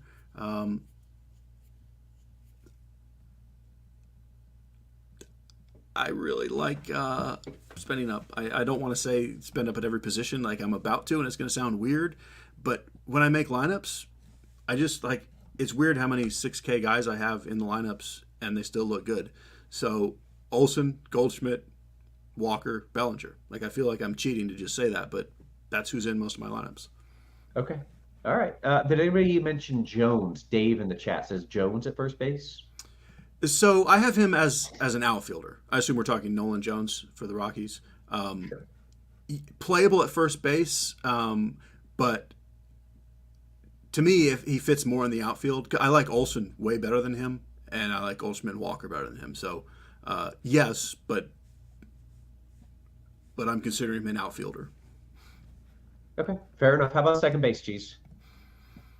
Polanco should stay in the whole game because he's a switch hitter. I'm still not totally confident that anyone stays in the game. And I just like Ozzy Albies and Gleyber Torres better than Polanco, straight up. So that's what I'm doing. I have Polanco in my 2 random twin stacks, but otherwise I want Albies and Torres. I like Ryan McMahon on FanDuel, and I like Brandon Drury on FanDuel. Okay, Tim, your thoughts at second? Yeah, I would like to play Polanco. I'm kind of with Cheese that who knows how many at-bats these guys get. I'm going with the theory they're going to play their normal 4 at-bats, 5 at-bats, I could be way wrong. I don't know. Ozzy Albies is my next favorite play. Gleyber Torres, I think is great for the Yankees. Tommy Edman on FanDuel, I think, is way too cheap at $2,900. So I think he's very, very viable. And then Brandon Rogers on both sites, I think, is a strong play. Okay, Tim, take me to third base. Yeah, so Polanco's actually third base eligible on FanDuel too, so you can play him over there if you wanted to. Austin Riley would be my favorite play in a vacuum. Ryan McMahon also, I think, is a very strong play. I think the Padres are going to be pretty sneaky tonight. I know that they're gutless number 1, but I still think they've got some pop. So I think, if they're going to go pretty low owned, I think that they're at least viable in large field GPPs. And then Willie Castro, he's a guy that should stay in the game in theory. And so he's got to be cracking my twin stack for sure. Okay. Cheese, third base. Yeah, Riley's kind of the only guy I really love. It was kind of a bummer that Max Muncy's the Dodger that's out of the lineup. You kind of knew one of the big Dodgers would get the night off, but I wished it wasn't him. Basically, Riley and McMahon are kind of all that's standing out. I do like I mentioned the Cubs and the Reds. I have a fair amount of Encarnacion Strand and Candelario. And then I also have a little bit of Matt Chapman as a one-off. Very good. How about shortstop? I could make the argument that with ownership considered, Corey Seager is my favorite play on the slate. Certainly the first baseman and the spend-up outfielders I like better than him straight up if ownership was no thing. But I think he'll be the sneaky spend-up and absolutely love him. I like Bobby Witt a lot too, even in Rodon lineups. I have no problem playing them together. And other than those two, I'm mostly playing in a stack or going cheap. But the cheap stuff is just kind of, it's so blah. Like I have Mason Wynn in the pool. I have Alan Trejo in the pool. If Kyle Farmer's in the middle of the lineup, he's okay-ish on DK. Like he's such a high pinch hit risk. I'm personally not playing him as a one-off, but I would understand if you did. Okay, very good. Tim, your thoughts at shortstop? Yeah, shortstop is kind of a sneaky, weird, not great position tonight. Like Seager is going to be so low owned tonight. Great large field GPP play. I currently have Kyle Farmer on my team. I'm not sure if I'm going to stick with that though. I might swap that out. Bobby Witt is fantastic. I think Anthony Volpe, he's for the Yankees, I think is great. And then Xander Bogaerts for the Padres rounded out for me. You get the honor of bringing us to the outfield. What do we see there that we like? Well, I play Ronald Acuna just about every single day, and I'm going to keep doing that. I don't care if I don't care. So Sure. He's my favorite play. Aaron Judge for tournaments. In theory, you could really play Acuna and Judge because you don't need a lot of salary for pitching tonight. So I think that's fantastic if you can go that route. Tatis, obviously, his price is getting quite low for someone as talented as him. Esteban Florial, 2,500 on both sites, batting leadoff for the Yankees would be my favorite kind of like value play if you need a cheap piece. Okay, Cheese, your thoughts on the outfield? Yeah, I this is what I kind of mentioned at first. Like, it feels like it should be not possible and that I'm just kind of cheating, but like, yeah, I just have like Olsen and Acuna and Judge in most of my lineups. Not most, but a lot of it. It's not even that hard to get. I don't understand why it's not, but it's not. So yeah, play Acuna and Judge. They'll be chalky-ish as expensive plays go, but they're expensive enough that I'm not like scared off by ownership. But they'll be high owned enough that we'll get guys like Carroll and Tatis and Soto, Alvarez, just completely off the radar. So I would throw a few of those guys in there. But definitely Acuna and Judge are kind of their own tier. All of the Braves are in play, and so I want to mention Forrest Wall, who's finally in the starting lineup. This guy, he's stolen over 50 bases in back-to-back years in the minors. Like, if he gets on base, he should just steal second and then third and then home every time. Like, he's really fast. I raced him a couple of times. I barely won. I mean, like, I was giving him my all. Did you say Forrest Wall? Was that his Forrest name? Wall, yeah. So on DK, he's one of my favorite players on the whole slate. Really, and Esteban Florial as well. Like, if you play one of those two guys, that's what gets you the Olsen or the Bellinger with the Judge or the Acuna. Yeah. So yeah, I have a crazy ton of those guys, Wall and Florial, which makes it very much a stars and scrubs night in the outfield. But there are mid-tier guys I like a lot: Happ, Suzuki, Pham, and Gurriel. That's kind of who stands out. Yeah, but you're going for the most fun lineup, and going stars and scrubs is fun. Yeah, like 7 stolen bases for $2,300 is fun. Right, especially when it also gets you a dude who's going to hit 3 home runs. Like that's for fun. And if Wall doesn't have time to steal all the way to home, then he just scores on the Acuna homer. So that's fine. Yeah, that'll work. It works either way. Okay. Dean says, fun fact: Forrest Wall is the freeze on nights he isn't in the lineup. The awesome. Freeze is like the best thing that any major league program has going. It's incredible. It's so good. Yeah. Derek says, seriously? No, I highly doubt that is true. Okay, hey, we want to get some home run picks and we want to get some QQs here. We've got about 15 minutes until lock. So, Tim, I'm going to put you on the spot for some bombs. What do you like? I like, man, I don't want to go too chalky. Yeah, you can't go Judge. Like, we know he's hitting a bomb. No, that's who I was going to say. I really like Judge, but I can't say that. I'm going to go Michael A. Taylor. Michael A. Taylor. Very good. All right, Cheese, you got a couple names for me? Yeah, Judge looks good. I'll go with Judge. Yeah. Mm-hmm. I can do whatever I want, Kevin, because what are you going to do? Fire me, I'm leaving anyway. So I will go with Candelario and something sneaky or Evan Carter. Okay, very good. Billy Magliani says, hey, I didn't hear much about Boston. Cheese, any interest in Duvall and Story as one-offs? I have 0. I think it's totally fine. They just didn't make my cut, but playable, sure. Okay.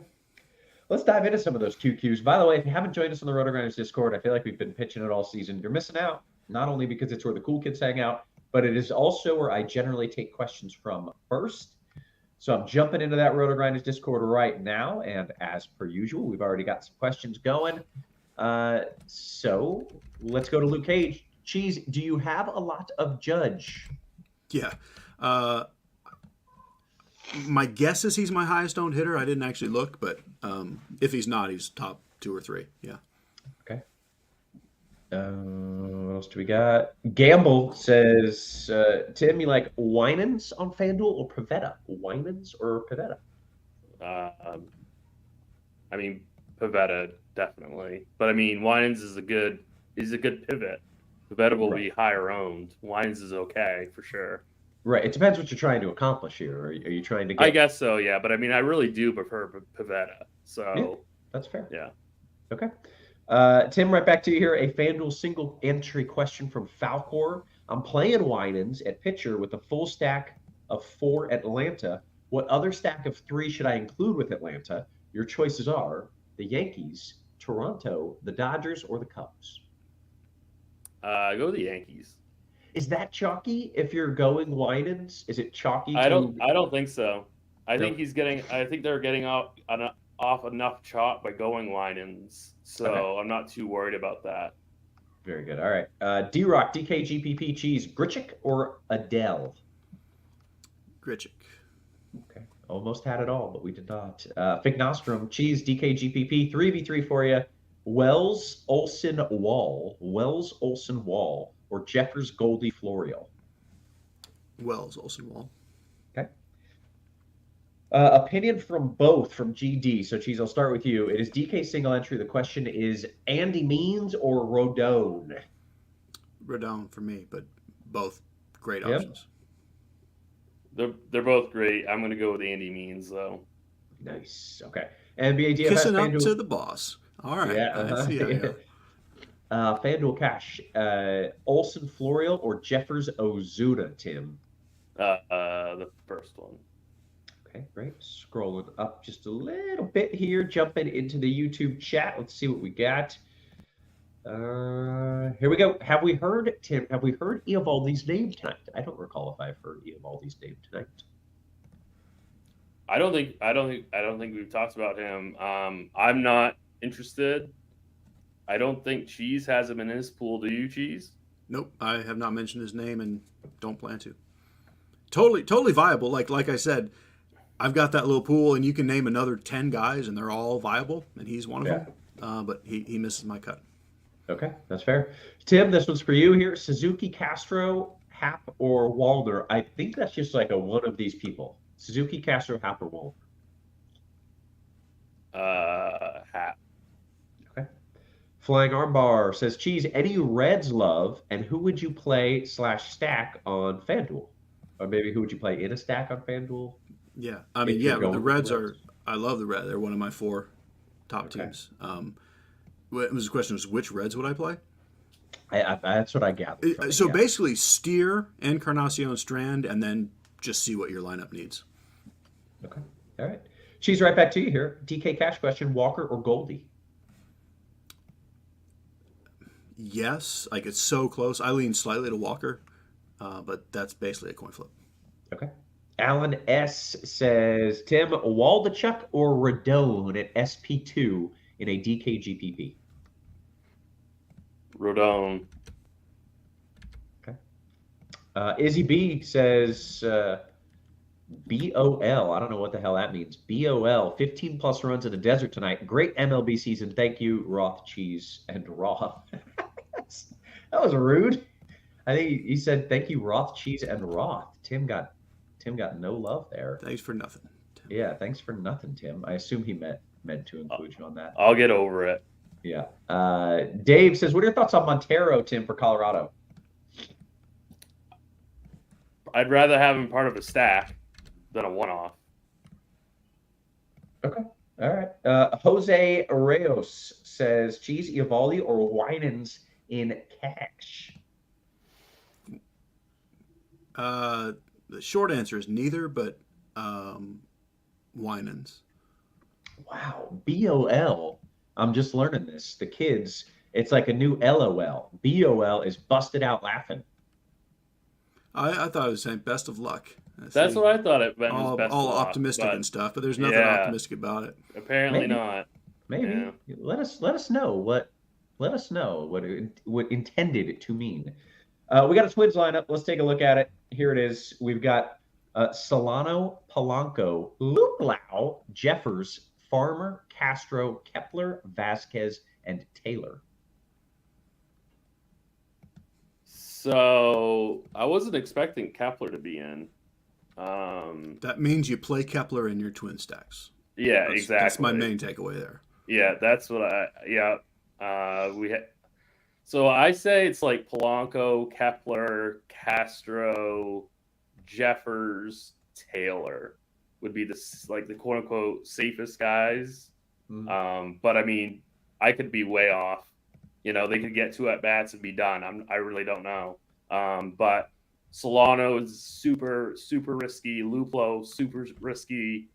And then probably Vasquez too is somewhat risky. Okay. Oh, great. and Farmer too. Yeah. Okay. Very good. Excellent. Do you agree with that, Cheese? Yeah. Do you agree with that? Theoretically, Polanco, Jeffers, and Kepler and Castro are in the game. Yeah. Are those all lefties or something? Is that? No, that's just, well, Polanco's a switch hitter. I say Jeffers. They have 2 catchers in the lineup. One of them will stay in. I'm just going to lean that as Jeffers, and then Castro's a switch hitter. Okay. All right. I don't understand it, but I don't have to. It's the last day of the season. I'll figure it out next year. How about that? Let's see what else we got going on here. Trippy says Winans or memes. Cheese, Winans or memes. You're kind of on Winans tonight, right? I prefer means over Winans though. Like you need the salary for Winans. Like don't just play them. Don't play Winans and leave the salary. Gotcha. Thank you so much, Dave, Roth, and Tim. You got your much deserved love there. You guys have been so important to us players. We truly appreciate everything and everyone. Hey, we appreciate you guys. I say it at the end of every show. We really do appreciate you guys hanging out with us each and every night. Dean says Jeffers is actually catching for what it's worth. Vasquez is at DH. I don't know if that changes. It doesn't because either can catch. So Yeah. I mean, I still lean towards thinking Jeffers is the guy who stays in. Like that is my lean, but they can just swap him if they want to. And like the Twins are annoying already. I called them a couple days ago in the article like the AL version of the Giants, and I think they're even worse than the Giants at this point because they've clinched. So I don't know. They're going to score 13 runs, and I don't know how it's going to happen, and I'm not going to have them. And someone will have the right combination of the 5 who stay in the game. Yeah. Okay. Let's do a quick little lightning round for a few of these questions. I'd gotten a little bit behind on Discord. So, Cheese, Drury or Torres, Fanduel GPP? Torres. Cheese, Fanduel GPP, Machado, Wall, or Florial, Encarnacion, Strand. Florial would complete a Yankee stack. Wall would complete a Brave stack. Florial, Encarnacion, Strand. Very good. Okay. Tim, what are your thoughts on Lance Lynn? Those Ks seem to be down lately. Are we worried? I mean, maybe I'm not worried long term, but I wouldn't play him tonight. Easy enough. Okay. Who would you prioritize, Tim? FanDuel, GPP, Winans, or Silseth? I think Winans. Okay. All right. Cheese, is Gallon GPP viable on DK? Arizona should be inclined to let him pitch until his arm falls off, right? Oh yeah. I mean, he's that count. He's definitely not on a pitch count. Like he can throw 120 if he's pitching well. So yeah, he's viable. Very good. ASAP Chargers says DK, Cheese, Harold Ramirez, Walker, or Yasser Meduski? Even with pinch hit risk, I lean to Yaz first. Okay. Snowfighter says, how is a Cub stack, Tim, and a DK GPP? Any interest in a Cub stack? I think that's great. Yeah, very nice. Beater, Tim, FanDuel GPP, Goldie or Steer, last piece in a FanDuel GPP? I guess I'd lean towards Goldie, but they're both good. Okay. Tim, I'm coming right back to you. 3 in a row here from Tom. Best outfielder in DK cash at 3,200 or below. He's already got Wall.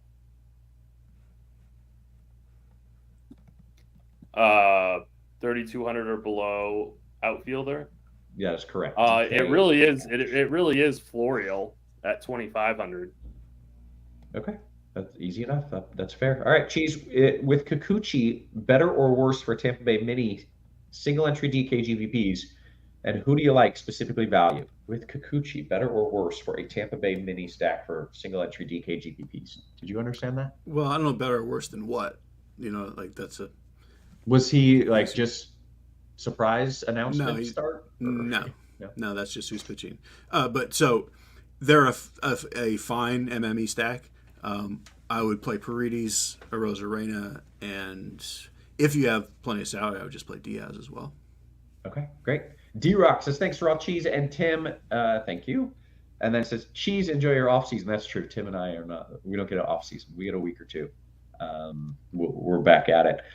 And now that I reread the question on the Tampa, it says specially value. So let me throw in your boy Junior Caminero. Oh yeah, he's good, man. He's good. ASAP Chargers, is Farmer safe? I feel like Tim, you said no, he is not particularly safe. I'd say he's kind of like in that middle of the road safe. Okay. I might still play him. I'm not sure, but I can't guarantee anything. Gotcha. All right. Beat or FanDuel GPP, Tim. Witt, Albies, Altuve, or Martinez. So yeah, I guess that's just one of those dudes. Witt, Albies, Altuve, or Martinez in a FanDuel GPP. Albies would be my favorite out of those four guys for sure. Okay. MT Red Sox says, hey, Cheese, thanks for the great advice this year, fellas. Would you play the Yankees or Arizona in a high dollar DK GPP? I go Yankees first.